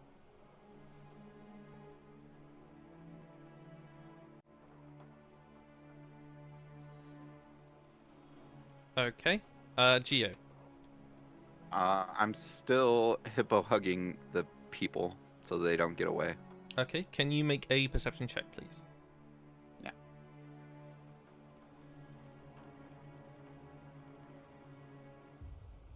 10. Um, Going back underwater, Larea, you're still being braced against this sort of cushion of earth that you made. I got skipped. I know. Okay. As you fire off that Eldritch Blast into the hull, you watch as parts of it sort of splinter out. A residual air bubble sort of floats off. You've created about 8 inches of gap. It's maybe just enough if Bellini could get there to get it out as well. So it does help him. But Bellini, I need you to make that strength save, but you are going to take 5 points of bludgeoning damage. Okay. I'm still a crab. Mm-hmm. How does a 16 sound? 16 is good. Yes, you sort of move yourself away and begin like scuttling towards the open hull the way you came in, essentially. It's still moving as this is happening, so you're another 5 feet down. You do hear that blast from Larea of magic as another hole appears nearby. Can I see the surface am I in somewhere where I can see straight up? No, you can only see like across. Okay. I would say you then can I'm gonna probably maybe see Larea just about. But how far am I from like open water? Like if I were to dash. if you were to dash, you'd make it. Yeah, it's not that far across. You Cool. do see a dangling dagger sort of enter into the hole with a rope attached to it. I dash and I like wave at Larea holding this chest above my head as I crab. And as soon as I can see the surface of the water, I just go, oh yeah, I have water walking, and I activate it, and at a rate of 60 feet per round, I immediately surface. I pop out of the water like a child jumping off the bottom of the pool, and I like pop up in the water, and I'm just crab mode holding a chest over my head like I'm Jack Sparrow, and he has a box of dirt or a jar of dirt. Okay, you would need to cast it again on yourself in order to, because you have to target a creature when you cast it that's submerged. Yeah, I was still the original target though. No, but if you get so this would happen as soon as you cast the spell. If the person's underwater, they immediately rise to the top. If you already had it active, you then have the ability to walk across the water if you so want to do that. Do I So not have the ability to then surface again, or do I have to? No. Okay, so I have to swim up. You'd have to swim up, yeah. That's fine. I just dash and I'm free of the rig, and I'm just gonna start kicking my way up. You would be floating. I wouldn't say you'd be able to swim because you are currently holding aloft a very heavy chest. That's fine. I have other ways to get out of the water. Yeah. I'm not worried. I literally had to look that up. That's why I was double checking. Yeah, no, you're good. And I just kind of thumbs up Larea. It's like, I'm good. We can leave. If you want to, let me check. No, sorry, never mind. Ignore me. No, that's not good. Yeah. So Larea, you see this giant crab sort of scuttle out. He's now like floating in the ocean, holding this chest above his head. As you're looking up, you can see the feet of Ku and this long dangling rope and dagger. He seems to be alright. As you're watching the final part of that hull keep going, it starts to disappear from your view as the dark of the ocean begins to take hold. Yeah. I would like for Flair to use my Mold Earth to give myself a boost and to sort of catapult myself via the earth towards the dagger to grab it. And That is Go very on. cool. You can make your Thought strength so. check with advantage as you sort of thrust yourself out. fully tough by fonging currently. 13. It's very low. still. Melon Lord. Strength check. What was it? I'm very weak and I roll very badly, even with advantage. Where are you?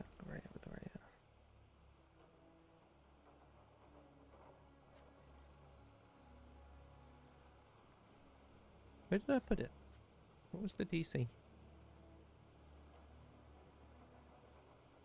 It was totally a DC 13. That's why I'm Right, double exactly checking. That's but exactly what Lorrea rolled. It was a 15 for you. It's a 13. That's hilarious. Let's go. That's funny. Yeah, you very much Toph Beifong, like, you see the earth push her out as she begins flying towards the dagger. You clench hold of that rope. I tug it like, pull me up, Scotty. Yeah, I start pulling up. Okay, yeah. It's about a minute as you're quickly rolling her up. Before all of you, before the two of you then congregate, Lorrea sort of breaks the surface. I do a very Um, dramatic, as if I did not need to breathe at all. I would say that you still have the reflex. Probably, yeah. It's still a reflex, like it's a human condition that you would want to breathe. Yeah. Bellini, what are you up to?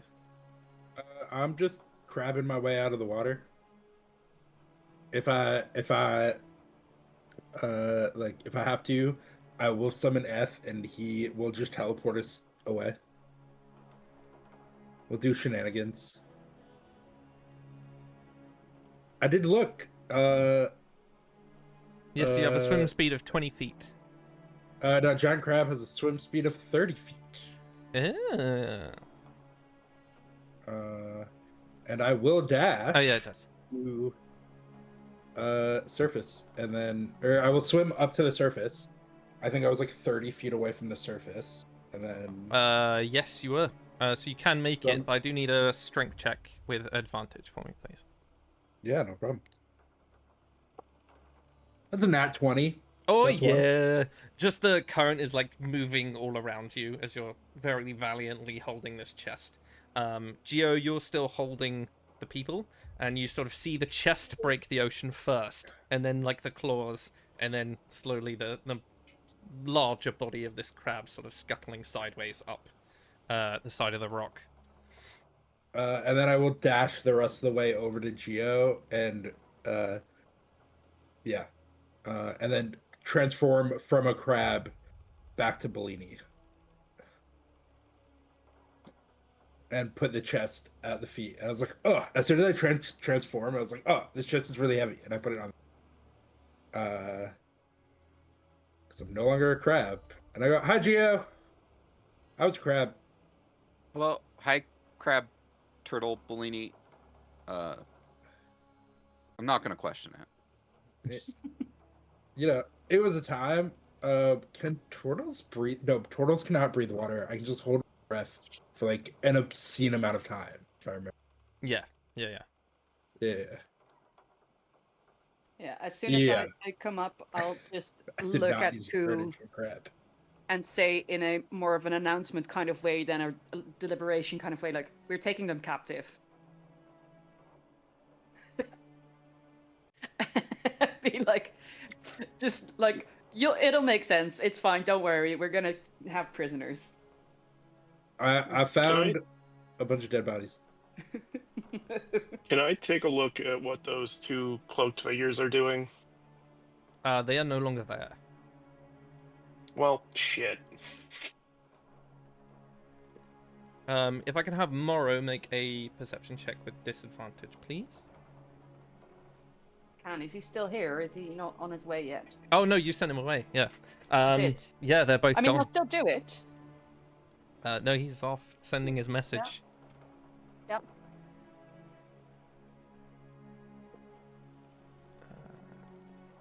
Our Should have new kept my mouth friends. shut. Our new friends are no longer there. Okay. We'll have to keep watches out, I think, in the coming time, especially if we're taking these to some sort of prison that I've not yet really thought about, if I'm honest. Can I? Okay, so wait. Leisha was one of the names, and what was the other name? The other two names, or what's the name of the lieutenant commander? Veyra. Uh, Venra. Venra. And then so I walk over and I like, so you must be Leisha. You must be Venra. That must be the navigator. He had one of the second on him. And I go, it's very nice to meet you. You're prisoners now. Sorry. I'm not the lieutenant commander, sir. Oh, are you the navigator? I What's am. his name? Very nice to meet. Roll insight, because I don't believe him. Okay. That's a 16 plus 12. 16 plus 6, 22. He's telling the truth. He is Oh, the cool. navigator. What- His name is Kairos. Oh, Kairos, cool. And I point at the dude who is face down dead, and I hold up his like symbol. I was like, was he the lieutenant commander? No, he was my apprentice. Was he Charlie? Yes. Oh, so who's the lieutenant commander? He must have gone down with the wreck.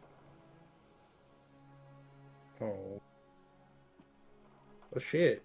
Oh. Well, how many bodies did I see in that back section? Just the 3? Oh, there was a couple of others, but they were like the more noticeable ones. Oh, cool. Is that middle section still around? Mm-hmm. Yeah, so the middle section is like tilted half in, half out, and then the front section is like fully on the rocks. Cool. Can I go look around the middle section? Of course you can, yeah. Also, I summon F, and I just have him fly up and provide Overwatch. Okay. What are the rest Jessica's, of you guys doing? the other guys are gone. I will, now that Larea is above water and can comfortably sit on it if she would like, or walk on it, I will head back over to where Geo is, and just head on a swivel, keeping an eye out for any movement at all. Yeah, can I- make me a perception check.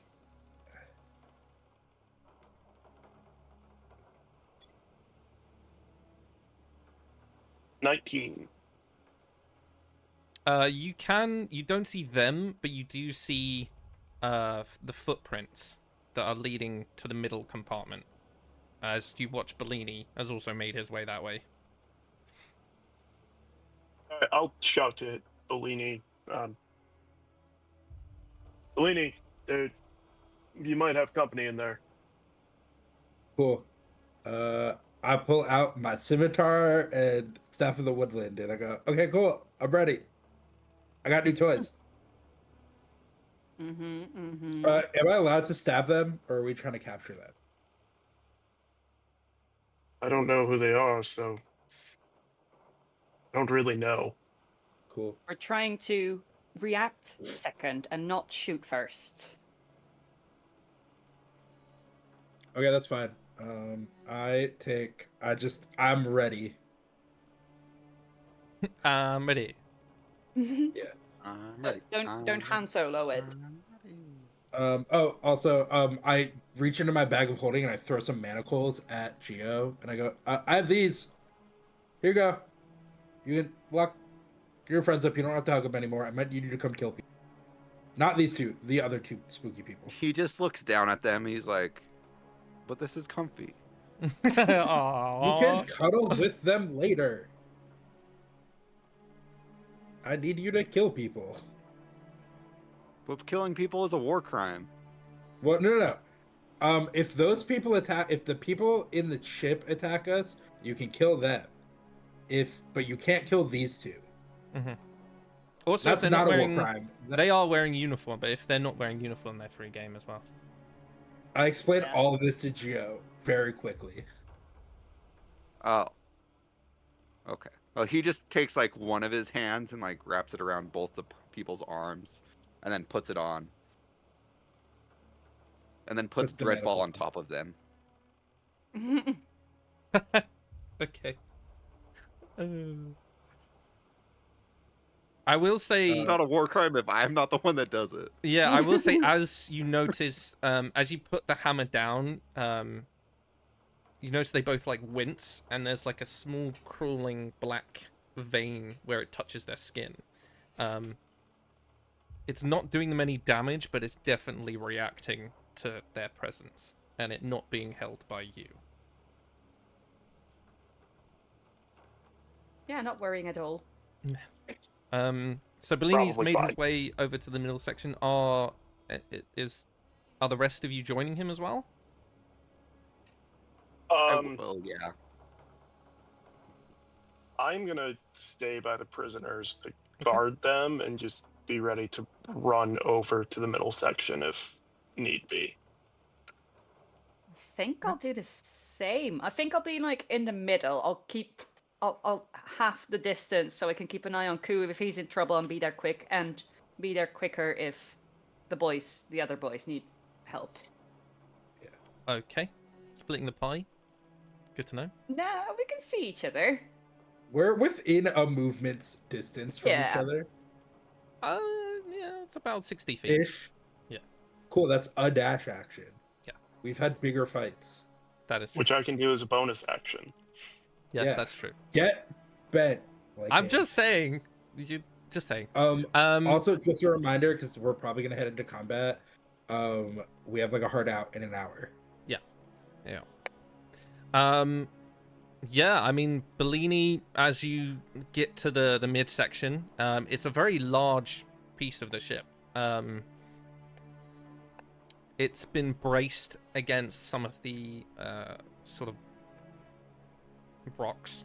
I was going to say a name of a rock, but I couldn't think of anything. The water is about waist height in some of the compartments, chest deep in others. And the spray of the waves is sort of rolling over. It doesn't look like it can sink. It looks fully rested, sort of in the water and partially out. At the moment, you can see portions of the hull that mean you could enter if you wanted to. You can't see anyone else, though you know from Ku that they are over there. I don't know what you would want to do, so... I'm gonna call out to the people and go, "Hi, people! I know you're in there.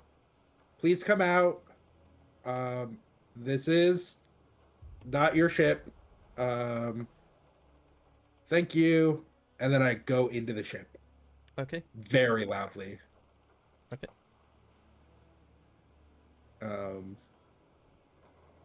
Hello. Are you in here? Hello. The first portion of this looks, you sort of enter the bottom half. It looks like a storage area, maybe. Same sort of similar layout to what you'd seen underneath the water. There's different crates. Some of them are smashed. You can see more sort of steel and brass tools. There's a couple of barrels. Once again, a few bodies sort of strewn about. Some have been crushed, some have been impaled. If you can make a perception check for me as you enter. Yeah. I'm good at these. That's a 16 plus 6, 22. Yeah, you don't see anyone else. Cool.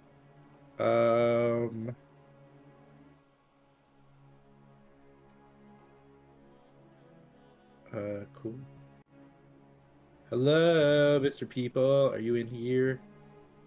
Hello? No?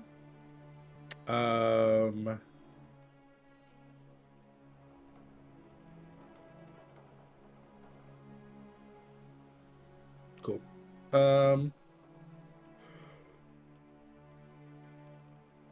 I look around for. I'm just gonna keep looking for the two people. Okay, yeah. Make me a perception check with advantage. That's a 19 plus 6, 25. The other one was a 2, so shout out to advantage. You don't notice them at first, but you do hear like some scuffling, and then your like head swivels to where it is. And on the far side of the central hold, you can see that someone's left a brass tipped staff, and there's a tall cloaked figure like prying crates, looking in them, and then like sort of just shoving it so it floats away.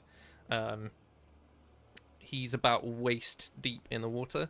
The shorter figure is almost completely submerged. It looks like he's kneeling. He's obscured slightly by a piece of canvas, and his hands look like they're also searching through something. They're looking very precisely. It looks like they knew exactly where something would be, but they are looking for something. They have not noticed. They heard you come in, but they haven't noticed that you've seen them. Cool. Can I cast Hold Person? I'm gonna upcast it, so I can cast it on both of them. Yes, let me...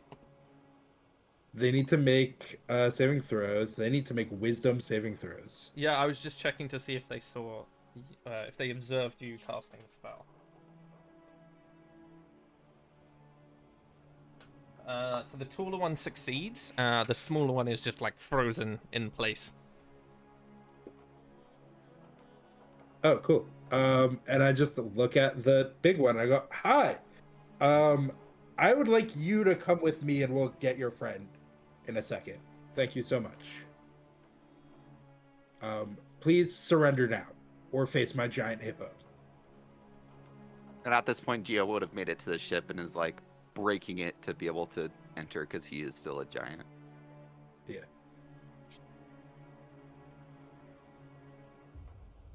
Okay.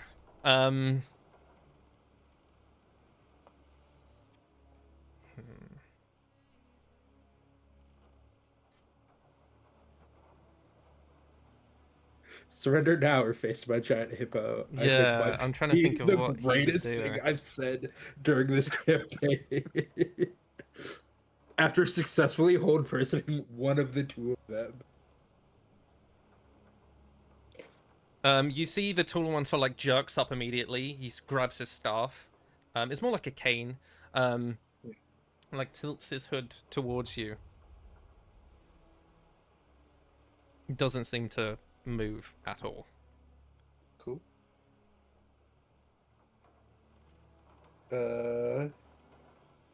I'm gonna approach the two figures and try to restrain the one I have held. So if he saves, he does not get to escape. That's a 10. To restrain them, or for his save? No, that was his save, so he failed it. Yeah. Oh, for the big dude, so they're both held. No, for little the one? smaller one. Gotcha. Yeah, at the end of each of their turns, they can make another one. But I'm gonna restrain the little one, and then turn to the big one and go, "Okay, so we have one of you, and I have a giant hippo." That breaks into the room at that same moment. Okay, Yeah. roll me an intimidation check with advantage. Cool.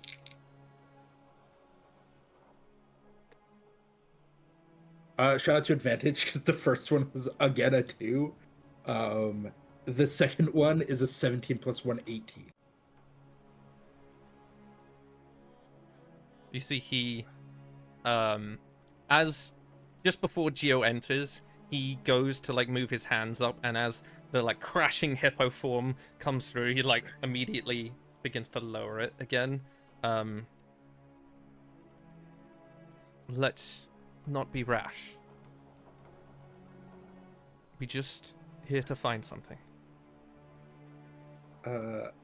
Cool. And you are.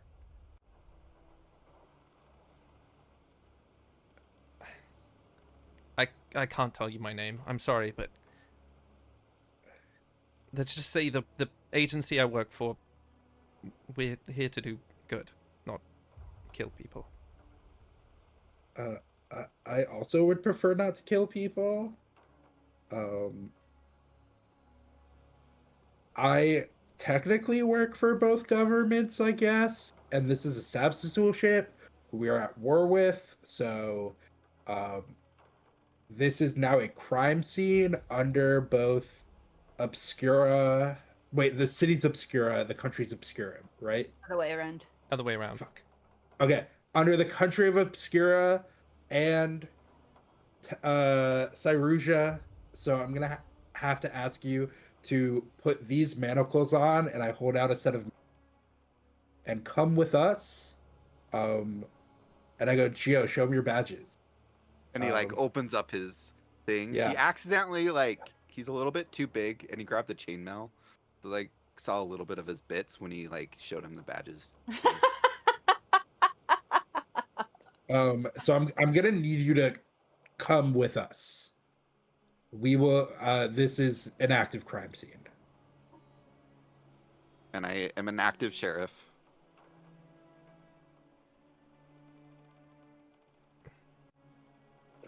You may take my friend, but as per your land's rules, I could not be arrested for any such involvement. And I'm gonna need some type of documentation or badge. You see, he like lifts up and pulls back his hood.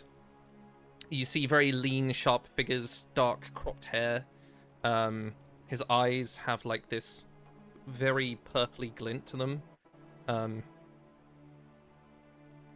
am Varsel Dawn, accredited envoy of the Directorate and other agency, but under your Obscurum charter, I hold diplomatic status. Please hold. And I just shout loudly. It's like, Koo, do we know an entity called the Directorate? He says he's an envoy. You do all the paperwork. Do I know anything? Do I know anything? Roll me history checks. I would say Koo's yours would be advantage. Well, that's good. 19. I got a 10. Okay. Rolling a lot of things Bellini is not good at. Well, I'm pretty sure Gio is the only one who's any good at history. I think I am too, actually. Yeah, you're Gio, have still you our heard of most this intelligent Directorate? person. I have a +3 to history. Let's see. Well, I they, got a 6. Nope. when I hear Bellini shout, like, do we know anything about yada yada yada, Lorraine decides, okay, we need mediation apparently, so I'm gonna march over while Ku is thinking of this and Okay. I'm a gonna great mediator. Excuse join me. the scene. You're a great mediator. I just think you could use some help on some levels. Koo, He could use a lot of help on a lot of things.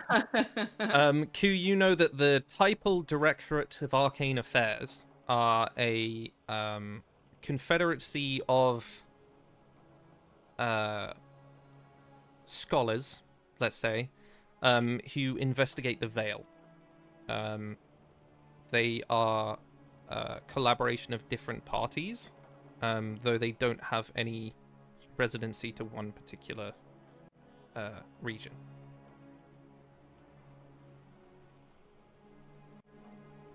He is telling the truth. If he is from the Directorate, he would have diplomatic immunity.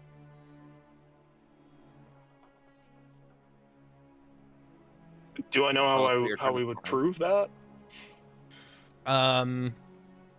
Unfortunately not. No, you'd have to take him by his word. You know that if you arrest him and he's right, it's going to cause some decent problems, especially because there's a war going on. The Directorate also help contain and control the Veil, and one part of the Veil is it can transport people to different locations. If they were to lean on Sabsathul's side and take their side in the war, then it could cause some serious problems. Another thing is he could just be lying, but you have no way of doing that. If Bellini, if you want to roll an insight check to determine whether or not he is lying, if you succeed, then you might. I'd be happy to. Shout out to a 18 plus 6, 24.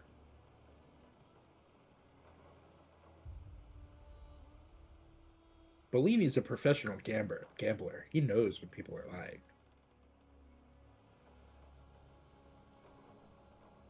I rolled a 3. Oh, nice. Is he lying? No. He is from the Directorate. If you arrest him, you're in trouble. Okay, so Mr. Directorate man, you are free to go, but you are not free to contaminate my crime scene. So I'm gonna ask you to exit stage left, please. And you can go leave out. anything you picked up on the ground. Yeah, and Just also shout from leave the anything doorway. you picked up. Thank you for the reminder. But yes, this is a active crime scene. You are welcome. We have sent word for some envoys from Obscura to come help us investigate. But you are welcome to exit this boat and wait on the beach with us for them. But until then, I'm gonna ask you to exit the ship.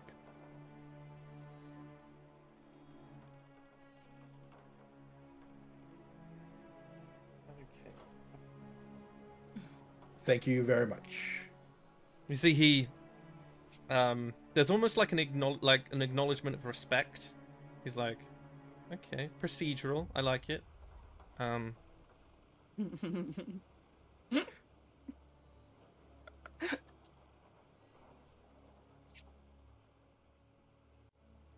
There's also just a girl with soaked long black hair with slight mania in her eyes, sort of like standing in a doorway to add to the scene. I need to recover some things, but I will follow your whim for the time being. This is Directorate property now, but should you want to look it over, you may hold it for a period of 24 hours. Great. Perfect. Yeah.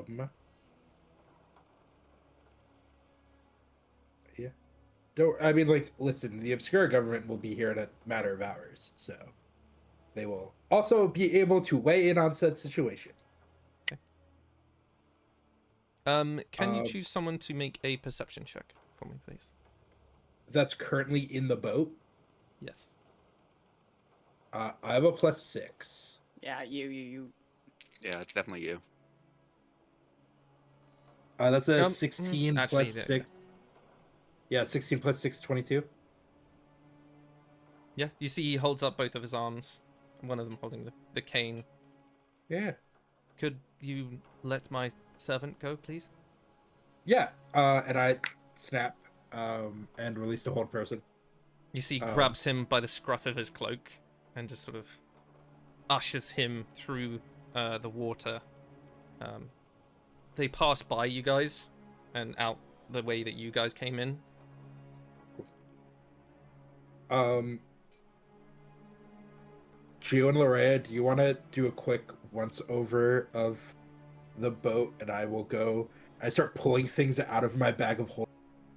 Some like camping tables and chairs and like to offer these people dry clothing. I'm gonna go do what my mom taught me how to do best and be hospitable. If you want to lock down this active crime scene, apparently, I like can't believe that kind of actually worked. I like after they've walked out, it's like that fucking worked. Nice. You guys got this. I'm gonna go be as hospitable as my mother taught me how to be. I go to high five Geo. Sure. I low five Bellini. And then I run after this person whose name I don't know. Okay, Mr. Fuck, what is the organization he works for? The directive? Directorate, the Typal director? Directorate of Arcane Affairs. Okay, Mr. Director of Arcane Affairs. I understand we're a little wet and cold, and I like bring Eth down. And I like pull out a little portable fire, and Eth lights it, and I pull out a table and some chairs and a teapot and some snacks. I offer them dry clothing. I set up a little like canopy. So we're in the shade. I take our prisoners and slide them from under Dreadfall. And then tie them up, and put them under a different like sunshade and offer them snacks and water. Wait, did you touch Dreadfall? No, I just pulled the people from under it. I know better. Okay. It just kind of rolls off into the sand. And I just kind of look at it like, okay, I'm not touching it. I will say Geo like looks to his left, and on a deck chair in a very like Victorian garb, like long bodysuit of just striped black and white with some frills, and some very like half moon sunglasses. There's just Alistair. It's, by the way, it's nighttime and pretty dark and cloudy, and he's just like lounging as if he's suntanning. Can I ask Al where the thing is they're looking for? Beats me, buddy. I'm sorry. Damn. So I just get a tear apart ship? Wait, I get to tear apart ship. No, I like just run out, try it. pick up Alistar, and then back, and I just clobbering the ship. So there's no longer a ship. It is now just planks of wood. Lorraine Yeah, I sort will of say that would daintily take looking you- through stuff and just sort of, oh, okay, yeah, oh, okay, sorry. I will every say certain it's second. about an hour of just Geo smashing shit up.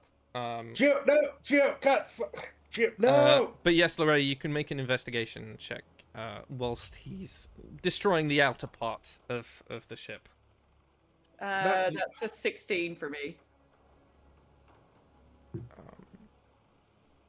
Bellini, just Bulio. Yeah, is that our ship name? Bulio. Bulio? Yes, cute. Bellini just sits there and goes, "God, I did not think this through. Fuck. Geo, please stop destroying the ship. That's evidence." At You're this not- point, I don't hear anything anyone says. No. That's F just kind of starts poking him on the shoulder and does the like this motion in front of Geo's face. Gets backhanded, I'm sure. Oh, no, I wouldn't backhand him. I'd just be like, you want to light it on fire? Fire? And he points No. the ship. Fire ship. Fit? Fire? Bellini said no.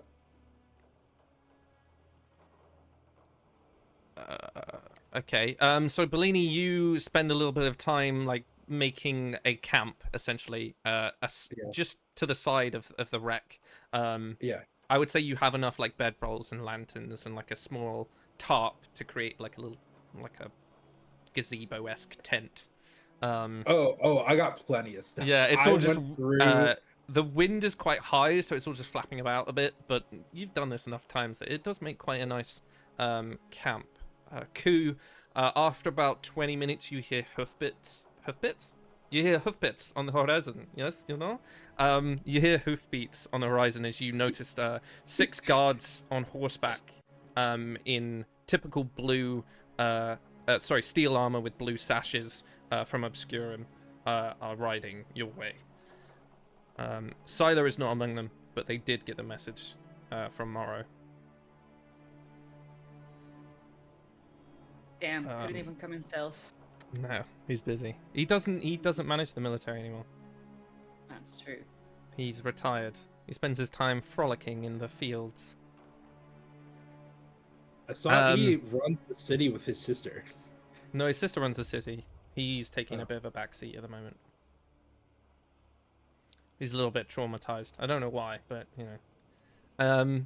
I think I know why. Yeah, it's Lorea. Ow. Lorea, the midsection, like I said, is half submerged, so you're just moving through different parts. You do see that very familiar, like blue. I keep saying sunburst, like blue burst emblem on some of them as you're moving in amongst. You succeeded in your investigation, so you brush against a quite a larger crate. It seems longer and heavier and reinforced with like double steel bands. It does have an emblem on there that's not the same as all of the rest of the crates. It's this silver and emerald. Silver and emerald. I'm trying to think of the best way to describe it. It looks like a fortress. It's like a castle with a shimmering veil in the background. Most of it's just very simple line work. You would guess that maybe that might be the Directorate's emblem. Okay. Does Geo currently see it?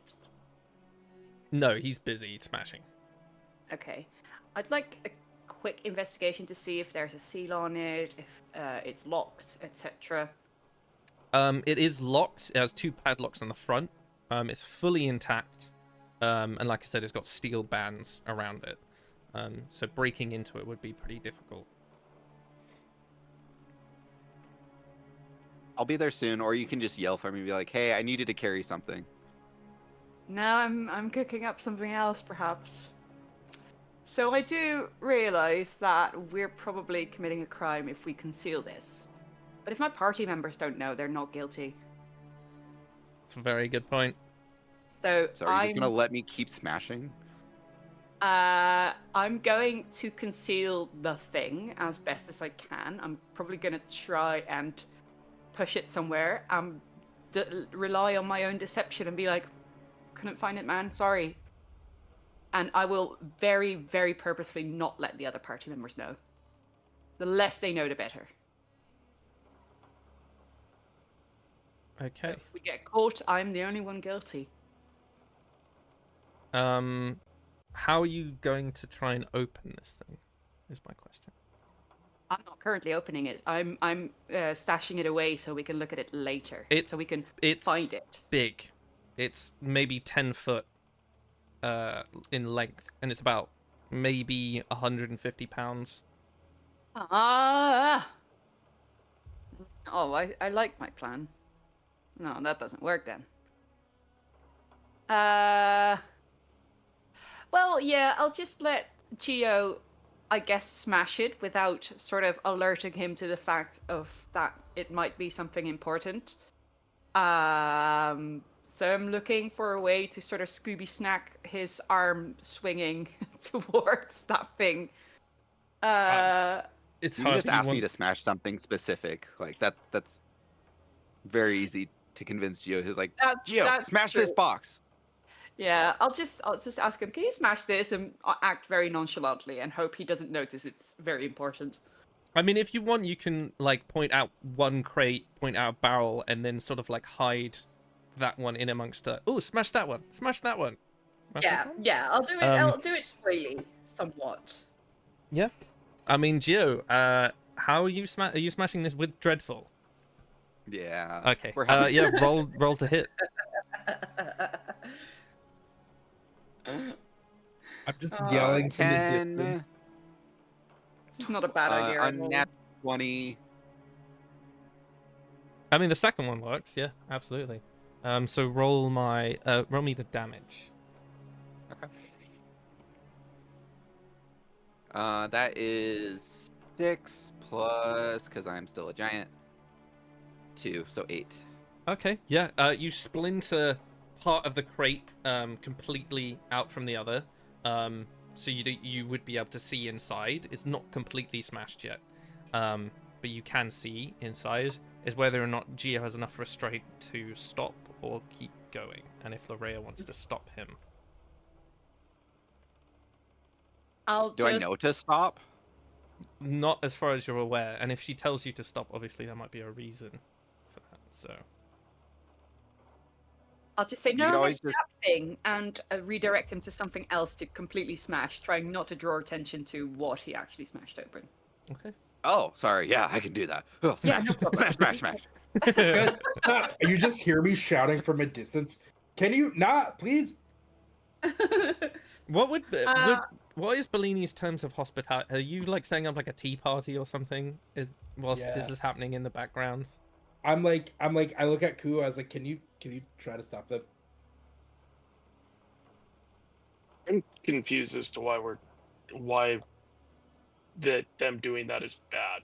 I'll be 100% honest. I sold this dude that this is an active crime scene, so I guess they can rummage through all the stuff. I just You know what? They're collecting out. I mean, we need to know what was in the ship. They're collecting evidence. Yeah, but there's a way to do it without destroying the shit. Ship's kind of already destroyed, Bellini. It's a bit Just of a more lost cause. crashing and smashing in the background. Part of You the know ship like falls inwards. Fair enough. Sorry, go on. I just how does the dude from the director? I'm just gonna go ahead and say that you've set up a tea party just because I like the image.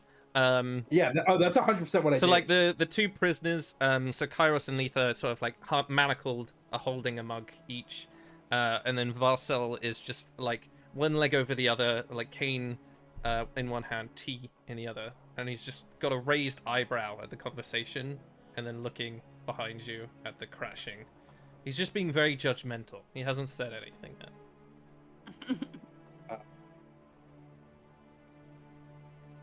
So how was your day? Well, unusual. We weren't really expecting this to happen. The ship crash or the tea party? Oh, don't get me wrong, the tea party's lovely, but no, we weren't Oh, expecting this. Where is this blend from? This is delightful. I made it myself. We grow we grow things at our keep, and I just like gestured to our keep up on the coastline. We recently moved in here, but I'm a bit of a tea aficionado. I also pull out like some sandwiches, some cookies, some snacks. I offer it to our prisoners. I was like, "You look hungry. You should eat." Do you have any food allergies I should be aware of? Oh, I'm allergic to shellfish. Yeah, I got you covered, my man. Bloom, are you out here's- of your wild shape form yet? Oh yeah, I've not been a crab for like the majority of this time. Essentially, as soon as I like rose out of the water and was next to you at the beach, I went from crab to turtle. I was like, I don't need to swim anymore. I'm good. I can always turn back into a crab if I need to.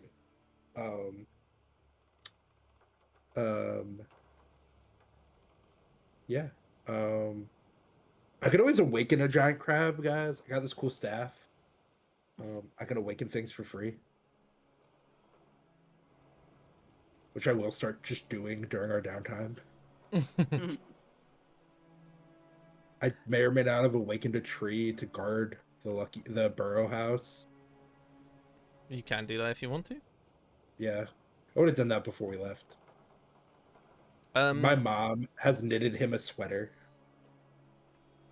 Can I check while Geo is focused on the other smashings what I see inside the contraption? Yeah, inside it is like a curved pearlescent crystal lens. It's about 3 foot across and has a very violet surface. It's got a partial brass frame that cradles it. Some of that's a little bit bent as it got moved around in the crash. It looks like it's got portions for where lanterns might sit.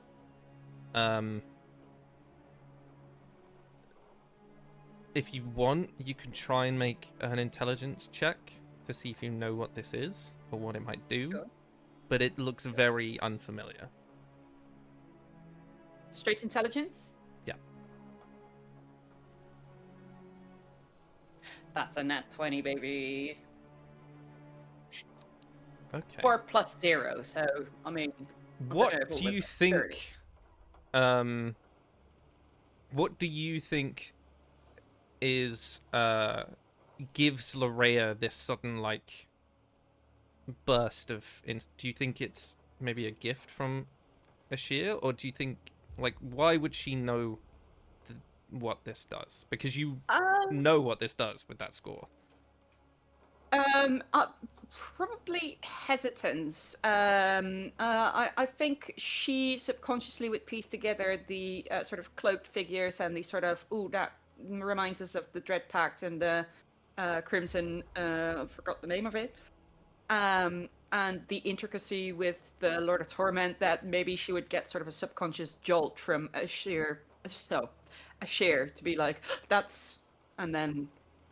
But like very subconsciously, like neither of them did it on purpose, but sort of a instinctual thing. Okay. As you're sort of looking over it, I've just thought of something. As you're sort of looking over it, because of this score, you get that like spark of arcane within you, and you feel like a pressing into your mind, and there's a flash of that vision of the blonde-haired lady. There is an inscription on this lens. Right near the brass frame is a gear with a rose right down the middle. She had that on her person as well, and it's sort of the connection between the two that you then start looking at it from a more mechanical point of view. The base of the crate looks like it's on hinges, and there are chains holding up the lens.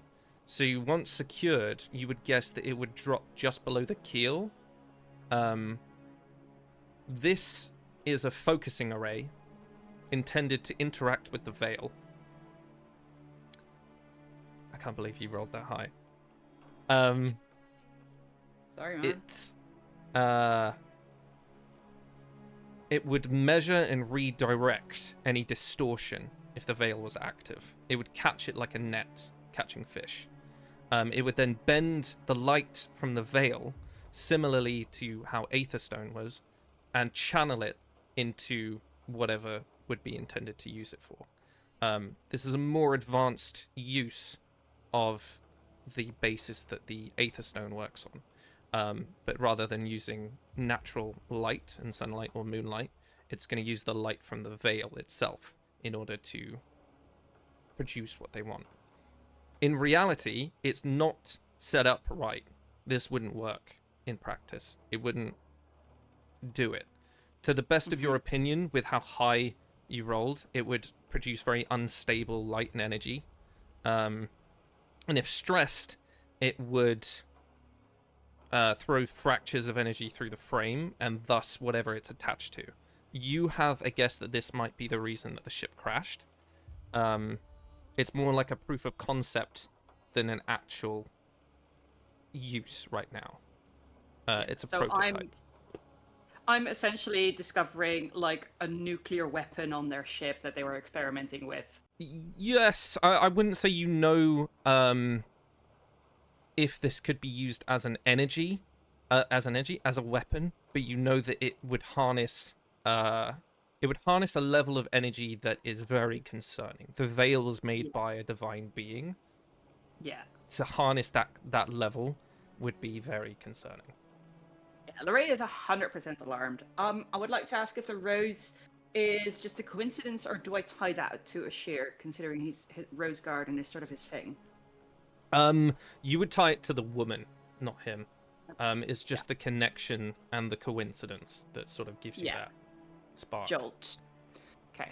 The thing itself, now that the case is cracked open, is the thing itself concealable? Can I do my war crime? It's about 3 foot across.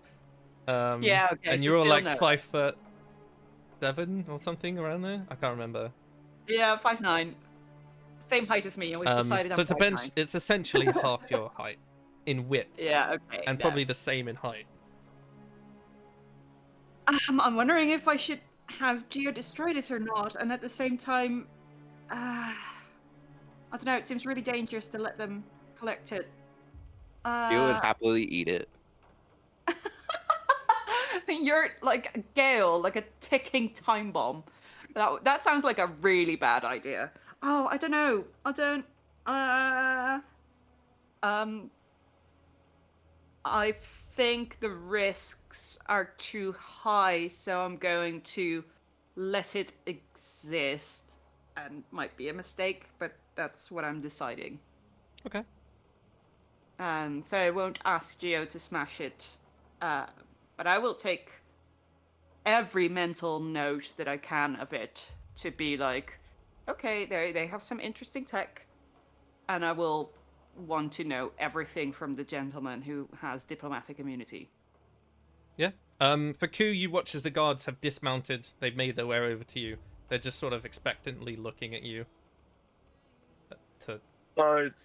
Yeah, I fill them in that we have some prisoners who we'll need to take back, but ask that they, give us some space while we continue. Mostly just keep them out of earshot. Yeah, you watch as they sort of fan out. They reach into, some of them go over to the saddles and reach out some things. They begin putting wooden stakes in the ground and marking out a cordoned area for all of you. They themselves are about another 50 feet out, and are just manning different points of the post, sort of watching out for anyone else. And you guys essentially have this whole area to yourselves now. Whilst Bellini's having his little tea party, Geo, you're getting through it. It would take you, if you want to keep going, you can, but it's going to take you a while to smash an entire portion of the ship. Mm-hmm. Is there enough that I can make a few skee ball rings for our bastion? Like, Sure. take the wood that I smashed? Okay. Yeah, if you want to. Yeah, why not? I'll stop and then just start picking up wood planks so that I can make skee ball. Okay.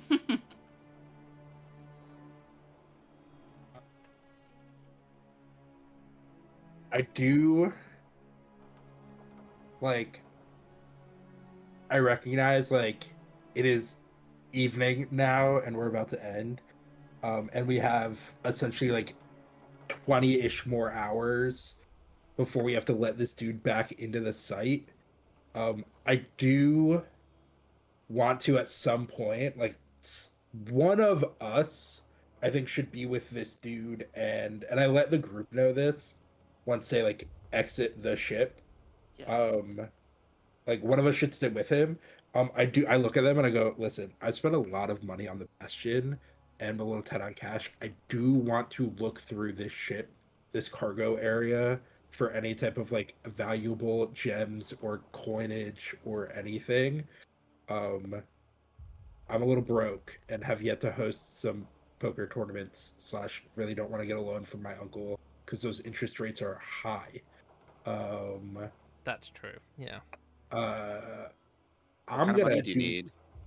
whatever, but, like, I'm gonna put it back into the Bastion probably, and or need some money for when we go on our next mission.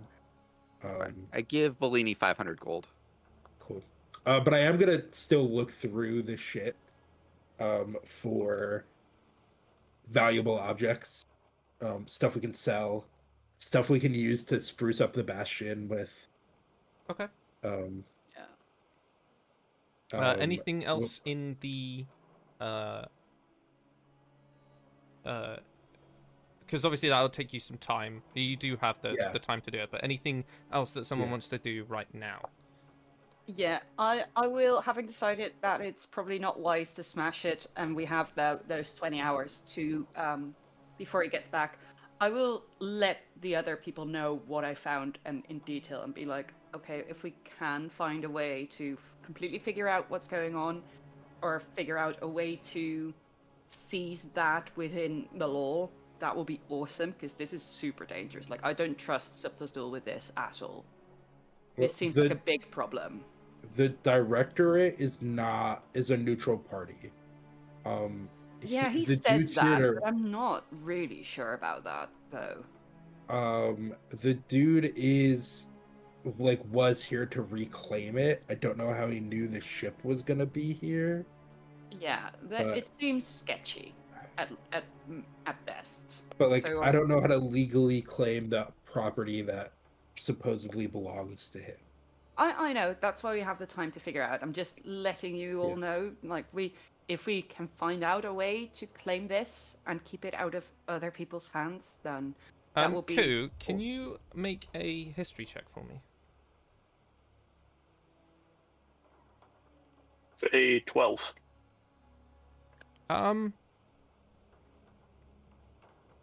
You might be able to come up with some legal mumbo jumbo to delay them a little bit longer. It would require your attention for a good portion of the next 20 hours, but you might be able to come up with something. You just scrape by to succeed that DC, but yeah, like I said, you would be able to maybe delay them a little bit more. Yeah, I mean, my plan was to go off with them or wherever they end up and try to get some information out of them. Cool. Yeah. All right, that is where we are going to end it, and we will pick up at the end of the 20 hours at some point when we're back together. Having discovered various things depending on how you guys do on your various checks. But until then, I hope you guys had a lot of fun for our first session, properly back into the campaign, and fuck's sake. And It'll be a while again. it will be a while, so next week we're doing some bastion building. For anyone that does want to attend, you can, or it will just be me. And then the week after that, I haven't checked. The week after that is my birthday. Nope, that's not right. Yeah. Yes, it is. Yeah, 20 yes. Yes, it is. It is your birthday. 25th my- of October is the next one. Yes. Where we're all together. Where we're all together, yeah. I might write some side things. So on the 11th we do have Ku and Larea, so if you want to do a little I don't know, like investigative cop drama style thing with a little not a one shot, but a little side quest for you guys, then we can do that. Spooky people get to go on an adventure together. We're doing a cop drama, yeah, spooky cop drama. Just them in an interrogation room cracks me up. But until then, obviously this has been my Wyrdcast, and say goodbye, guys. Bye.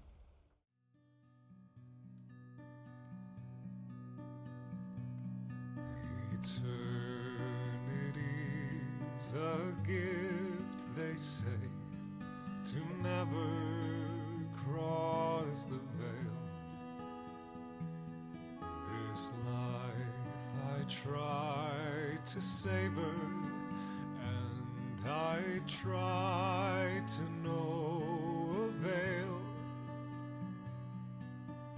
Curse that mortal brevity which has rent you from my arms. Curse this cold eternity without you to keep me warm.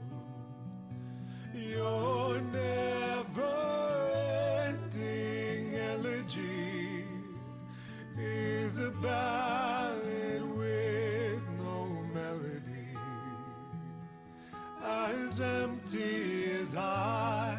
Now you've passed me by, a blessing, no, a malady.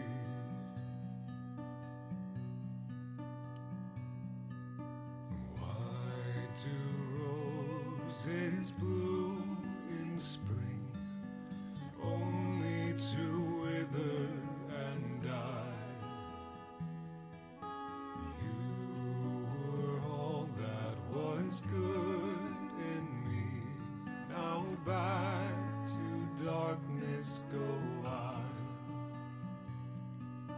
Take with you my sanity, better madness than the pain of my want. All my effort is vanity, I hear the ravens taunt. Your never-ending elegy is a ballad with no melody, as empty as I. Now you've passed me by. A blessing, no, a malady. My eternal malady.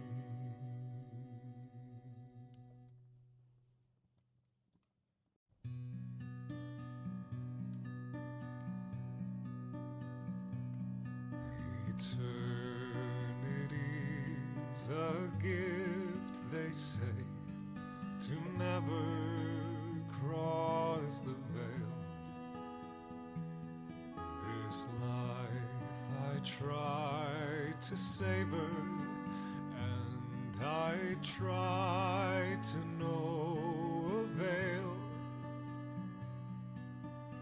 Curse that mortal brevity which has reigned